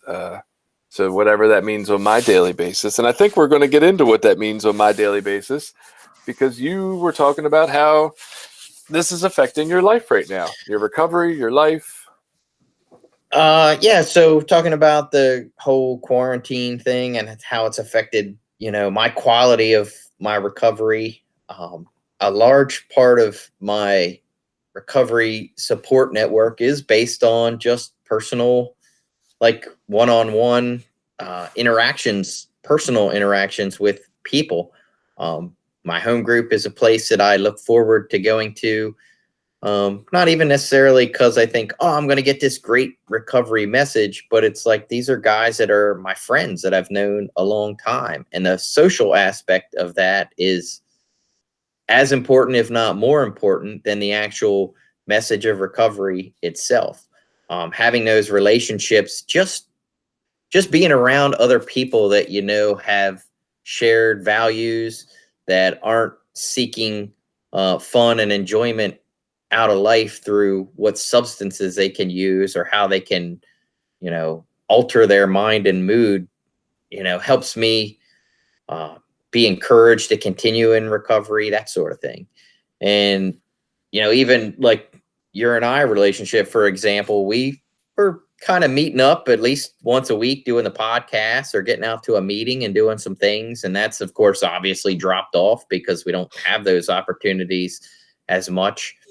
And as a result, I find that my attitude towards recovery, I don't even know if my attitude towards recovery. So I think a lot of the values that are important in recovery start to sort of slide to the background, and old behaviors of getting like locked into, projects at home or locked into self-centeredness, because I'm not being reminded those subtle reminders of, hey, I am a self-centered, self-serving person by nature. I tend to not be the person that's best to make decisions for my life on a daily basis. I need the influence of other people to help me make good decisions. Those kind of things. Those aren't being reinforced on a regular basis right now because I'm not getting to many meetings, not getting around my normal social network. And so slowly but surely that self-centeredness creeps right back up. And then it's like, hey, I'm just, I'm not running my ideas by anybody. I'm just doing what I want to do and acting the way I want to act. And I don't see it coming, but I slowly become a person that I don't even like very much.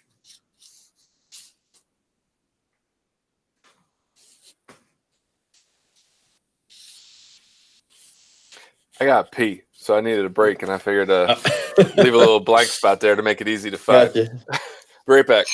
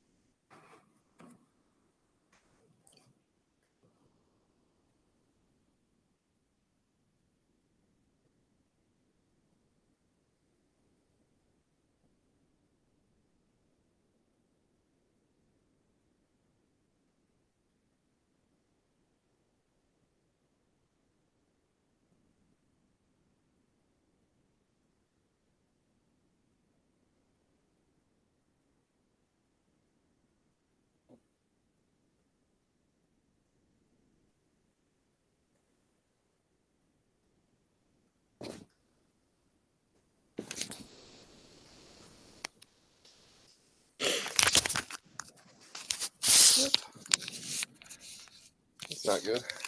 Uh-oh. Eh, whatever. I guess it was time for Pieces that falling piece. off. Yeah. Yeah, this little piece. I tried to put it on one time. I don't know what happened. Oh well. I kind of want new ones, but I don't know why. It's like, why spend money if these still work? All right, you ready? I think I know where we were at.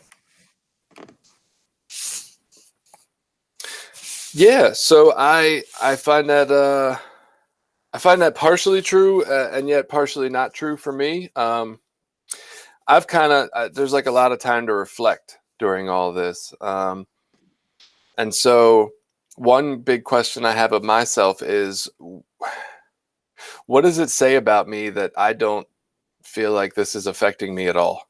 Right? What does it say about me that I am in really no real hurry to get back to whatever we used to call normal? Like I kind of enjoy all this time and being home, and I guess that would be different if I was working every day like you are. Like it probably doesn't feel all that different for you. Like to me, I just basically don't leave my house, except to go to the grocery store, and I kind of love it. And I don't know what that means about who I am as a person, and I'm trying to. I ask myself that. I'm like, does that make me an introvert? I don't know what the fuck it means. So that's an interesting aspect for me. I think another thing I'm kind of realizing. So I'm hitting a lot of meetings. So okay, before this started, I generally got to my home group each week. If there was a really important anniversary, it's possible I was able to make it to that. But that's like my weekly meeting attendance, right? Was my home group. And not that I don't do something for my recovery every day, because I do that, right? But it wasn't meetings, so to speak, frequently, at least 6 days a week usually. And so I look at this and I say, I have hit way the fuck more meetings than that each week, right? I the past few weeks I've been in one almost every goddamn day. This week, I think that might have been actually unhealthy. And so I've stepped back a little bit because I do some other online meeting stuff. I do a support group for Not Us twice a week. And I have some other things I do. And so I was like, okay, I'm like wasting too much time trying to force these meetings into every day of my life. So let me step back a little bit. But I'm still, 3, 4, 5 meetings a week easily. And it's so easy to hit them that I'm like, damn, okay, so that part of my recovery increased. I don't share as much in online meetings, I'm noticing. And I don't know what that is. It's almost like if I go to a new area of the world in an online meeting, I'm shy all over again. It's like my whole shyness comes out and I don't want to talk. I'm like, I'll just sit here and listen. I don't need to say anything. I think one of the things you've pointed out, and I think it's a place I've struggled with. A lot of times we come to this podcast episode recording and we have all these new things to talk about, right? There's stuff going on in our life. And I think you and I both frequently seek outside healthy input, whether that's other podcasts that we listen to, whether that's audiobooks, whether that's something we're putting in these new, fresh, self-help type ideas into our life and just, assimilating them and thinking about them and, things of that nature. I am struggling to find time to do that frequently. Like I have all this time to do stuff with my family. We're taking walks. I'm getting probably better daily exercise than I ever have before.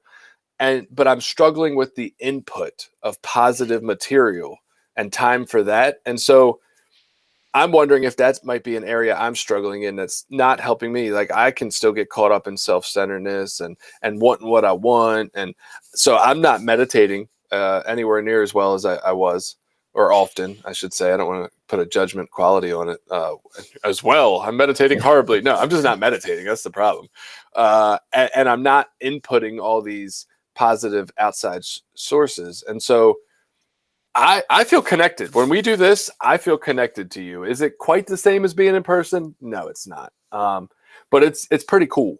And I did another one last week, not a podcast, but just a video chat with a buddy of mine from Baltimore. And we had a nice hour and 15-minute chat. And that felt really cool. And I'm like, I love these connections on video, which is crazy because I hated this shit 2 months ago.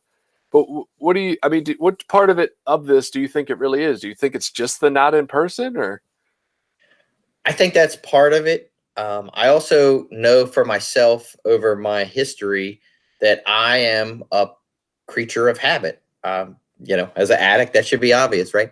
Right. I like to get into a routine and keep that routine all the time. That's just my personality. I don't speak for all addicts on this. I'm just talking about Billy.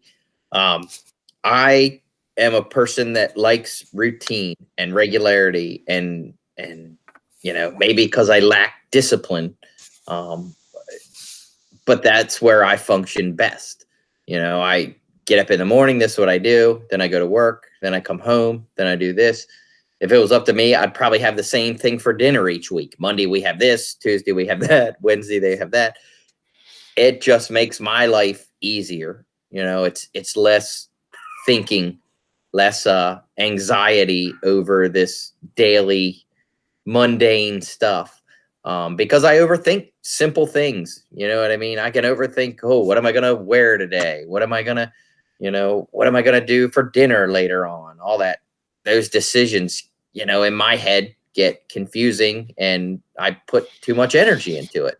So it's way easier when I am in a regular routine of this is what I do on this day and this is how it goes, with some subtle interjections of fun in there. And so I think some people are better at adapting to change than others, and I tend to struggle with it. Usually I will eventually find my way. It just takes me a little longer, and I am very resistant to it. But I think identifying that and just owning it and trying to take responsibility for it helps. So that's kind of where I'm at now. I'm like, because my gut reaction is to be resistant. Like I am already to the point where I'm sort of saying to myself and even starting to say it out loud, like, fuck this quarantine, fuck these online meetings. I'm just going to call some people and invite them over to the house. I'm going to do some stuff, socially with other people. I'm going to call up a friend and we'll get together. Like I'm already saying those things.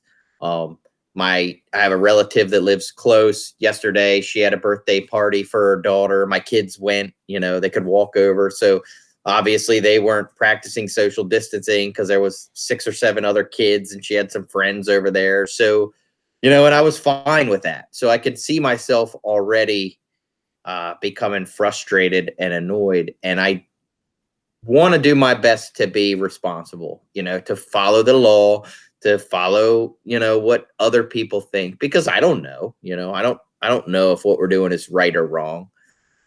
But right now that's what we're told to do. As far as why I don't like the online meetings, I think for me, just the personal in-person interactions are meaningful to me. I don't necessarily know why, but I feel the same way about phone conversations. I can talk to people on the phone, but it's not the same. It just, for me personally, it's not the same. Doing, the online meetings or even this get together, like I'm already like, this sucks. We should be doing it at the center. Like, fuck these, we could just meet and do it. Nobody will know and it'll be fine. And we'll go back to doing it in person. It'll be so much better. That's the way that I feel about it. So we might be done the podcast right now because we spent 27 episodes of me being baffled by how you thought differently than me because I think we're the same person. And finally, episode 28, we agree. I'm with you. The routine, the knowing what dinner is, the overthinking fucking simple decisions. I love it. I was like, yes, he's talking about me finally. So I've read this theory that maybe it's the what they call cognitive dissonance of we think we're in person through this video chat, but our bodies are not receiving the energy that usually transmit when we are in person. And so it's like the dissonance of our body expecting to get this energy transfer, that it usually gets from this kind of interaction, but it's not. And so it's living in this, it's almost like the idea of motion sickness. Like your body feels like it's moving, but you can't see that you're moving, or you don't have the input that you're moving. And so you get sick because your brain thinks you've been poisoned because the signals aren't matching up. And so it's kind of the same with this. Like we're seeing people, we're having these conversations, and our body's expecting this transfer of energy and input, and it's not getting it. And so it's feeling out of whack due to it. Yeah, makes sense. And that reminded me of something similar but a little different that I heard someone speaking about consciousness, and that we always had this belief that consciousness was just something that was like in our brain, that it was inside of our heads, and that as they understand consciousness, they're starting to understand that it actually sort of flows through our entire body. And it's consciousness is that sense, like when someone's standing like close behind you or whatever, and you kind of feel them being there, that's a extension of your consciousness. Or like, sticking your hand out towards a wall and you with your eyes closed, and you can almost feel the wall before you actually touch it. Like that's your consciousness extends out, in your body. And that, being in someone else's consciousness, being in someone else's presence, there's a energy behind that. So I'm struggling like you are with seeing other people live their life normally, or doing things that seem like normal life, and kind of wishing I could, or I don't even know that I wish I could really, but I guess some of the stuff I want to be able to do what I want to be able to do when I want to be able to do it, basically, is what it comes down to. But I look at stuff like you were talking about your kids going over to that party, and I think that part of our problem is there aren't immediate consequences for any of this, right? So your kids go to the party, they come back, nothing happened. Cool. I guess it's okay to do that, right? And it's almost like, so if I trying to find an analogy, my neighbor has a plumber come over, and the plumber tells them how they should fix their waistline out of their toilet. And the neighbor's like, that's fucking stupid. The neighbor pipes their waistline out to the stream out back of our houses, right? And then comes and tells me and says, man, that plumber was dumb as shit. I just piped my waistline right out to that stream. The shit goes right out in it, washes right away. And I'm like, I don't see any negative consequences. Let's all do that. And so now the whole town pipes their toilets out to the stream out back. Well, that shit's going somewhere, right? Downstream, obviously, to the next town probably, where they get their drinking water or something. But we don't see that for a while. And so we just all think it's okay, when like the plumber probably saw that coming because he was the expert, but we didn't want to listen to him. We just did what we thought felt good and didn't seem to have consequences. And so that's where I like, that's where I get concerned. I'm like, look, I'm not a biological contagion expert, right? I have no fucking clue. I barely know anything about biology at all, honestly.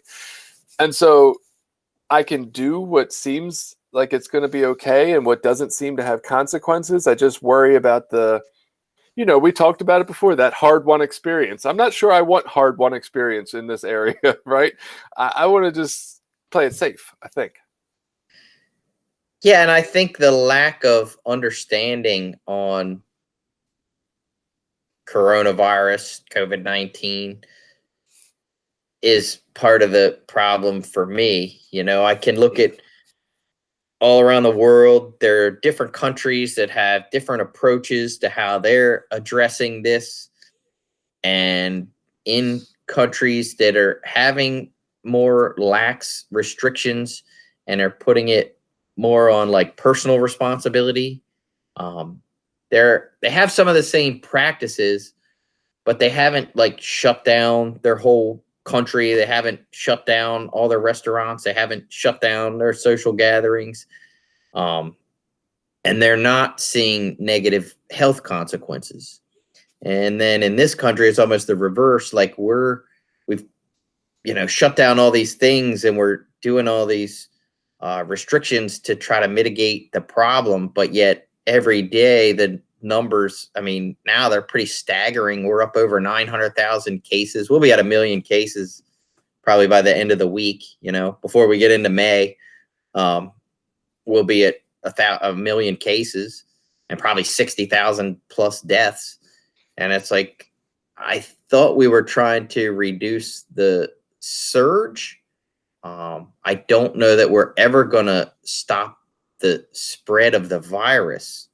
So I'm not sure why staying at home is helping that. I don't know. Like say, there's just a lot of different information out there, and I try to get it from different sources, and different people have different approaches. Some of that are way less draconian that seem to be having as good a results as we're having. Yeah, and what you're saying is interesting. Like I've looked into some of this. I try not to dive too deeply into it because I'll lose my mind. But I do think it's possible. We're talking about opening up businesses, based on the risk level and things like that. And I think that's a kind of a great idea. There's places where you interact in more of a one-on-one basis that probably would not be that threatening to what you're speaking of, like to the spread of it. I've read that there are some countries that have extremely low numbers or extremely low death rates, but nobody, even though they have theories as to why that is, or they say, hey, it could be because of the way we're handling this, nobody really can prove that or is completely 100% sure that's true. Even the people inside of the country aren't really sure that's why it's going so well.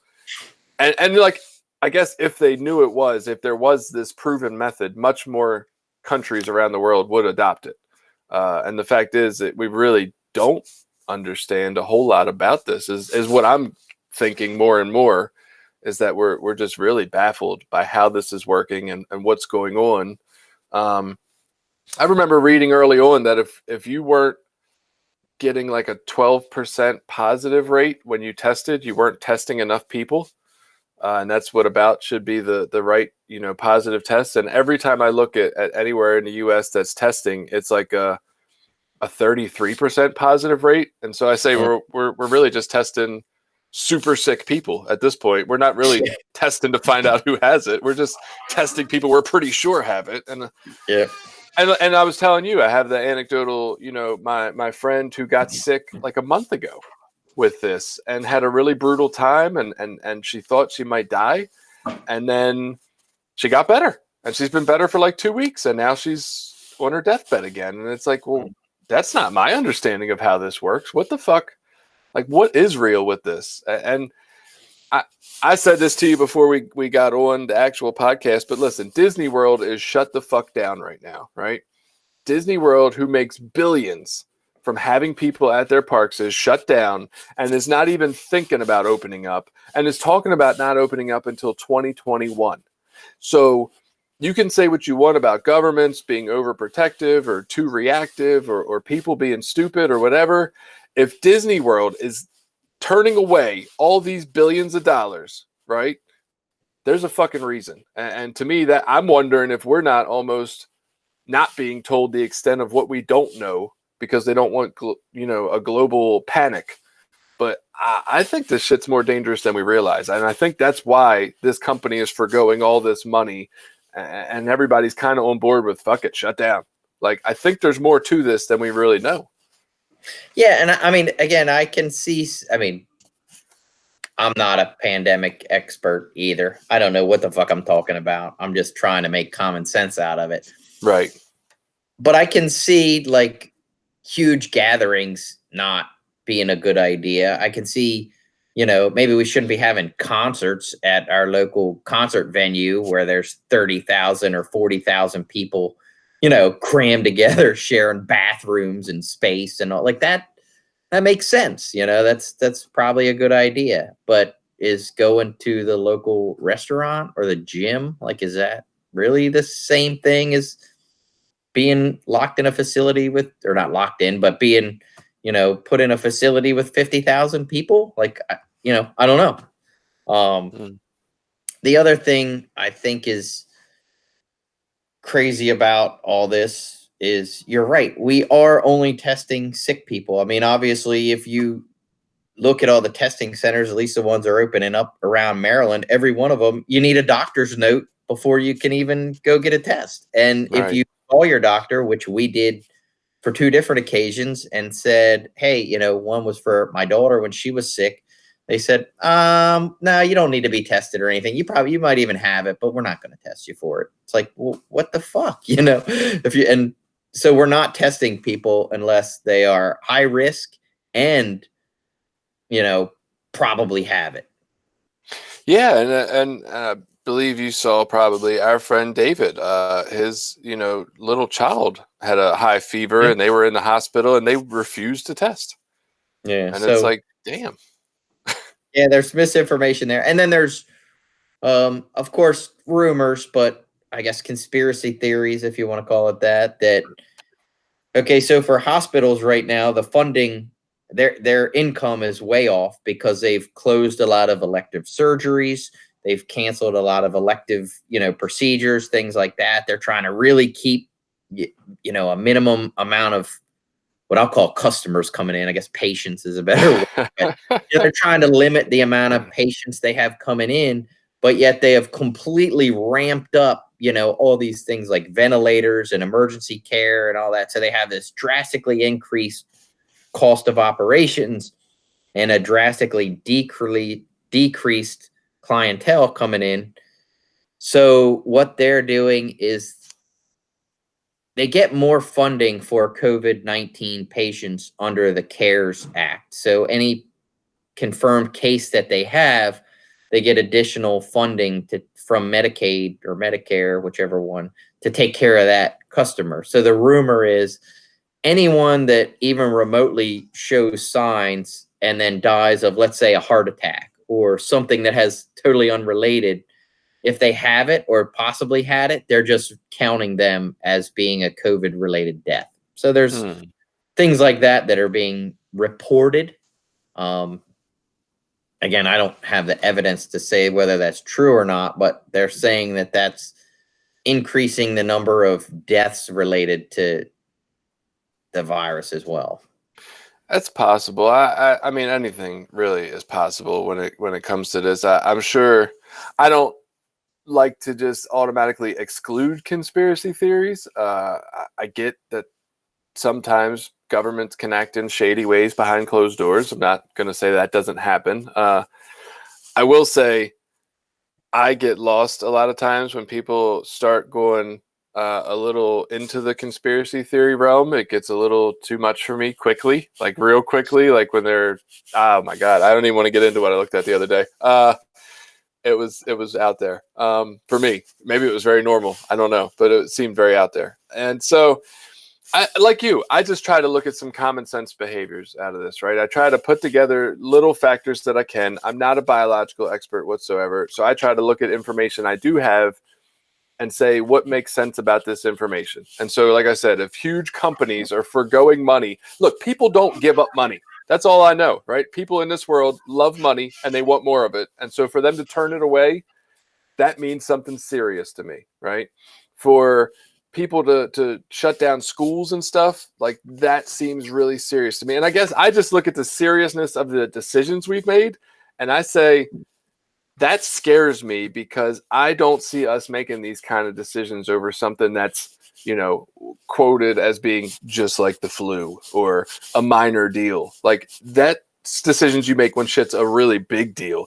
And would everybody going into a panic be a good idea? No. So maybe you don't tell everybody the whole of what you know, or maybe you just don't know. Like maybe you really have no fucking clue what this stuff does, how it's spread. You're like, look, keep 6 feet away and wear a fucking mask. That's the best ideas we got. Like to see people give up money and make these drastic decisions to me says, damn, this must be fucking huge. Yeah. And not to get too far off of this, but that is, I guess, the sad state of affairs, I think, with most of our country now is that we really don't trust our government to tell us the truth or to give us the information that we think is honest, that we know our politicians have a tendency to just say whatever shit they think is going to, make the situation work best for them.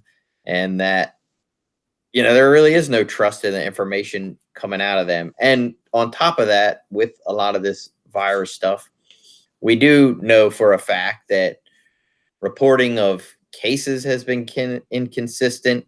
Testing across states has been very inconsistent. The tests that are being used are different depending on where you go and whatnot. And the reported deaths has been inconsistent. Like there's different things in place in all these different states. So it is very scary. I do think personally, I think it's very serious. I think, it's definitely way worse than the flu. I would agree with that. I don't think it's so conspiracy that really it's nothing and that they're just trying to control us. I don't think any of that.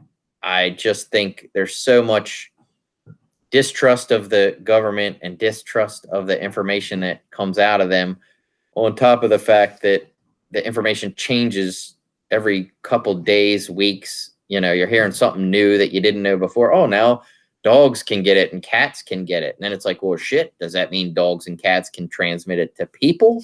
Or does that just mean they get it themselves? Are they getting the same thing as we have? Is my dog going to die? Right. Just all these little things creep out, and then you're sent into a whole nother tailspin of information. Yeah, it's tough. I think the best way to get information is a little bit of both, and that's another struggle. I feel like we get a lot of one-sided information if you just listen to any particular news. Like, you almost have to seek out multiple news sources or different news sources just to hear some opposite opinions, because there's it seems like news sources just get to one opinion and stick with it, and it's almost like anything contrary to that, they just cut out of their news reporting. And it's like, I want to hear both. Like, give me both sides. Let me decide for myself. Let me get all the information and put it together and figure something out. Like, I don't know. I don't want to go too far in the COVID direction. I'm sure everybody, has their news place to get it and talk about it. I think, like you mentioned, this is affecting our lives. For me, I will say I'm hitting more meetings. I'm getting more daily physical exercise, like aerobic type exercise. I mean, I used to go to the gym pretty regularly, but now I'm outside walking a couple miles each day. Or, God, I think yesterday my thing said I walked like 4.5 miles, or I'm running some of those days, or I'm on my bike some of those days. That's shit I never had time for before. And like now it easily fits into my day. I picked up my step work. I set the time to do that, and I'm doing that once a week at least, if not more, because there's extra time to do that. And so I just feel like a lot of things for me have increased. Like I said, the one that hasn't is the inputting of, audiobooks and stuff. That's been tough to get to. I haven't done a little bit, but I'd like more. But yeah, I've increased a lot of positives. Obviously decreased social connection. What are you finding for you? I guess you're increasing some of your things around your house you're doing, some of your projects. Yeah, I am a busy person. I like to stay busy and doing things all the time. And maybe that's part of my social needs, is that I like to be going out and doing things and participating in Little League and meetings and whatever else is going on. And maybe that busyness comes from the social interactions, and I just never really realized that was a core part of it. But so now, yeah, I'm working on a lot of projects around the house. Basically, we ripped apart our bathroom, and we've been doing some things outside when it's not raining and overcast, which has been seems like every day this last couple of weeks. We got some sunshine yesterday. We got out in the yard and did a little bit of stuff. But I have definitely fallen off on my physical exercise. I'm not really getting much other than the physical labor that I do, which has been kind of a lot, but it's not regular exercise routine. Meditation has been on and off a lot, because my meditation app actually expired. It was set to renew, and I didn't want to pay for it. Basically, it was $100 and some for the year. And I was like, fuck that. That's too much. I'm not paying that. And I did the typical, what happens with a lot of those subscriptions. I said, I'm going to let it lapse. I'm not going to pay it. And so it went from $119, I think it was. Then they sent me an offer for $99 for the year. And I said, nah, I'm still not going to pay $99. That's still too much. And then the other day they sent me an offer for $49 for the year. You got 72 hours for $49. And I thought, I'm willing to pay $49 for it. So I paid the $49 and got my meditation app again for a year. So, meditation's been on and off, but I'm not in a normal routine. Like I don't even get up at the same time every morning. Some mornings I'm getting up at 6, some I'm getting up at 7, some I'm getting up at 5:30. I'm all over the place. Right. I don't know. We did a fire last night out back, and it was nice. But I was thinking, I was like, Billy, right before, well, it was a little while before all this started, you were talking about having a couple people over on a night with a fire, and I was like, I wonder if Billy had a fire now, if I would go over there or not. Like, and that's, so I'm a guy who is trying to say, like, long suffering, right? Patience is long suffering, and it's putting up with what I don't want to do because it's for the best. But I'm still sitting here like, maybe I'd go over if you had a fire. Like, I'll stay 6 feet away from people. Right. I can do that in a responsible way. Right. I don't know. So you were talking, we were mentioning something about suffering, and I look at suffering, you were saying, as physical exertion. That's what we were talking about, running. And you were talking about physical exertion being like spiritual to an extent, or good for the spirit, good for things like that. I've always tried to look at things that don't feel good as that. Like, almost when we went to the sweat lodge before, it was like, hey, I almost want to put myself in this, I don't want to say painful or suffering type position, because I think that increases my spiritual experience to me. Things like that. I think that's why people fast. I've always considered fasting to be an option. Things that are uncomfortable get me closer to my higher power, right? I'm almost forced to like seek out help because I'm in this situation that I don't like. And I'm kind of trying to use this as one of those too, as an opportunity to do things like fast if I really want to, but just the fact that I know this is definitely very first world suffering, right? My fucking comfy ass house with my Wi-Fi and anything I want to please me and all the food in the world. But it's suffering to an extent. I can't do the things I want to do whenever I want to do them. And so I'm forced to kind of sit with that uncomfortability of not being able to do what I want. And I'm trying to use that as a reason to get closer to my higher power. Yeah, that's maybe a good way to look at it. I haven't really looked at it that way. I think, looking at it from the perspective of, all right, this is fucking ridiculous. This is going to end any time now. We're just going to be done and realize how stupid this is. And that is not happening. Right. So I think I have to come to the realization that, okay, this is a situation that's going to be uncomfortable for a little while longer. Because even as they're talking about opening things back up, it's not like in 2 weeks from now, just shit's going to be back to normal. And maybe I need to look at it as I guess we hear about it as the opportunity. There's an opportunity here for growth, and there's an opportunity here for me to face some uncomfortable feelings, to do some difficult things and grow through it. I'm hoping you build a sweat lodge in your backyard while we go through all this. There's plenty of time. And that would be much more convenient for me than the other place we've gone. Yeah. I would probably build a sauna. I don't know about a sweat lodge. Either would work, I guess. Either would work. Yeah. I was thinking our kids, or my kids at least, I guess yours are on the same type of schedule. They're out till May 15th at this point. And like, I've had this nervousness that they might go back. I'm like, that would be fucking awful. Like, I'm really enjoying our life. I don't want them to go back. But I did realize yesterday, I was talking with my wife about it. And if they go back, at least there's a break from them until summer hits, whenever that is. And I'm like, that might not be awful either. Like, they do kind of drive me crazy some days. I don't know. I guess I just want to be open to whatever it is. I keep having an opinion about what I want and then getting nervous that I'm not going to get what I want out of it. And like, really what I've wanted is, I hope we just keep staying shut down. I love it. Right. But I keep hoping for that and getting nervous I'm not going to get that. And so I need to get better in tune with just whatever it is. Right. If we go back to school and we all open back up, then that's what we do. If that's not what we do, then we stay in quarantine. If it's something in between, then we do that. Like, I need to go with the flow. I need to third step it.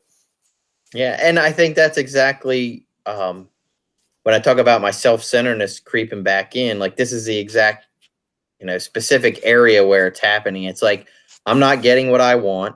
It's not going the way I want. Our leaders aren't making the decisions that I think they should make.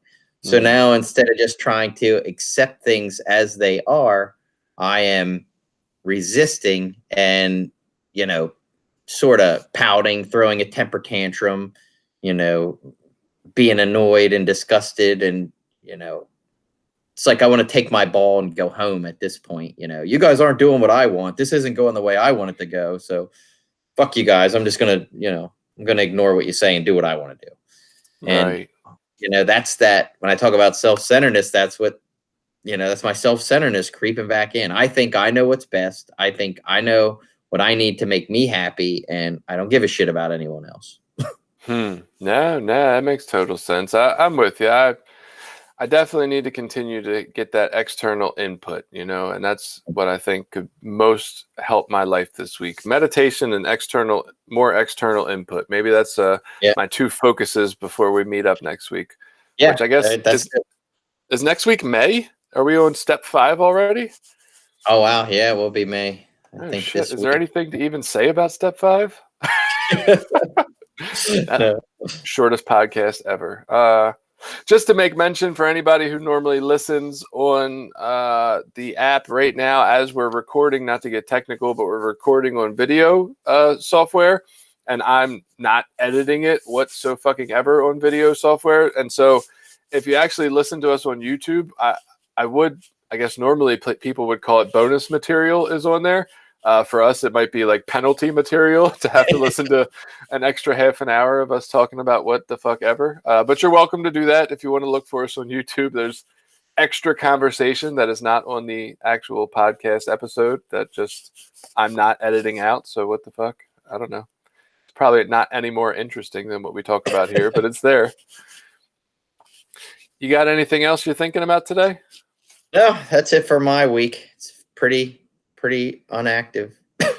Yeah, I haven't not much going on for me either, but I think it was good. I think we had a nice conversation today. I kind of enjoyed not having as much of a focused topic. I think was a little nice for a break. I think it's nice to do a little of each. Yep. So I enjoyed it, and I hope you guys did too. And we will look forward to doing this again next Sunday. See you then.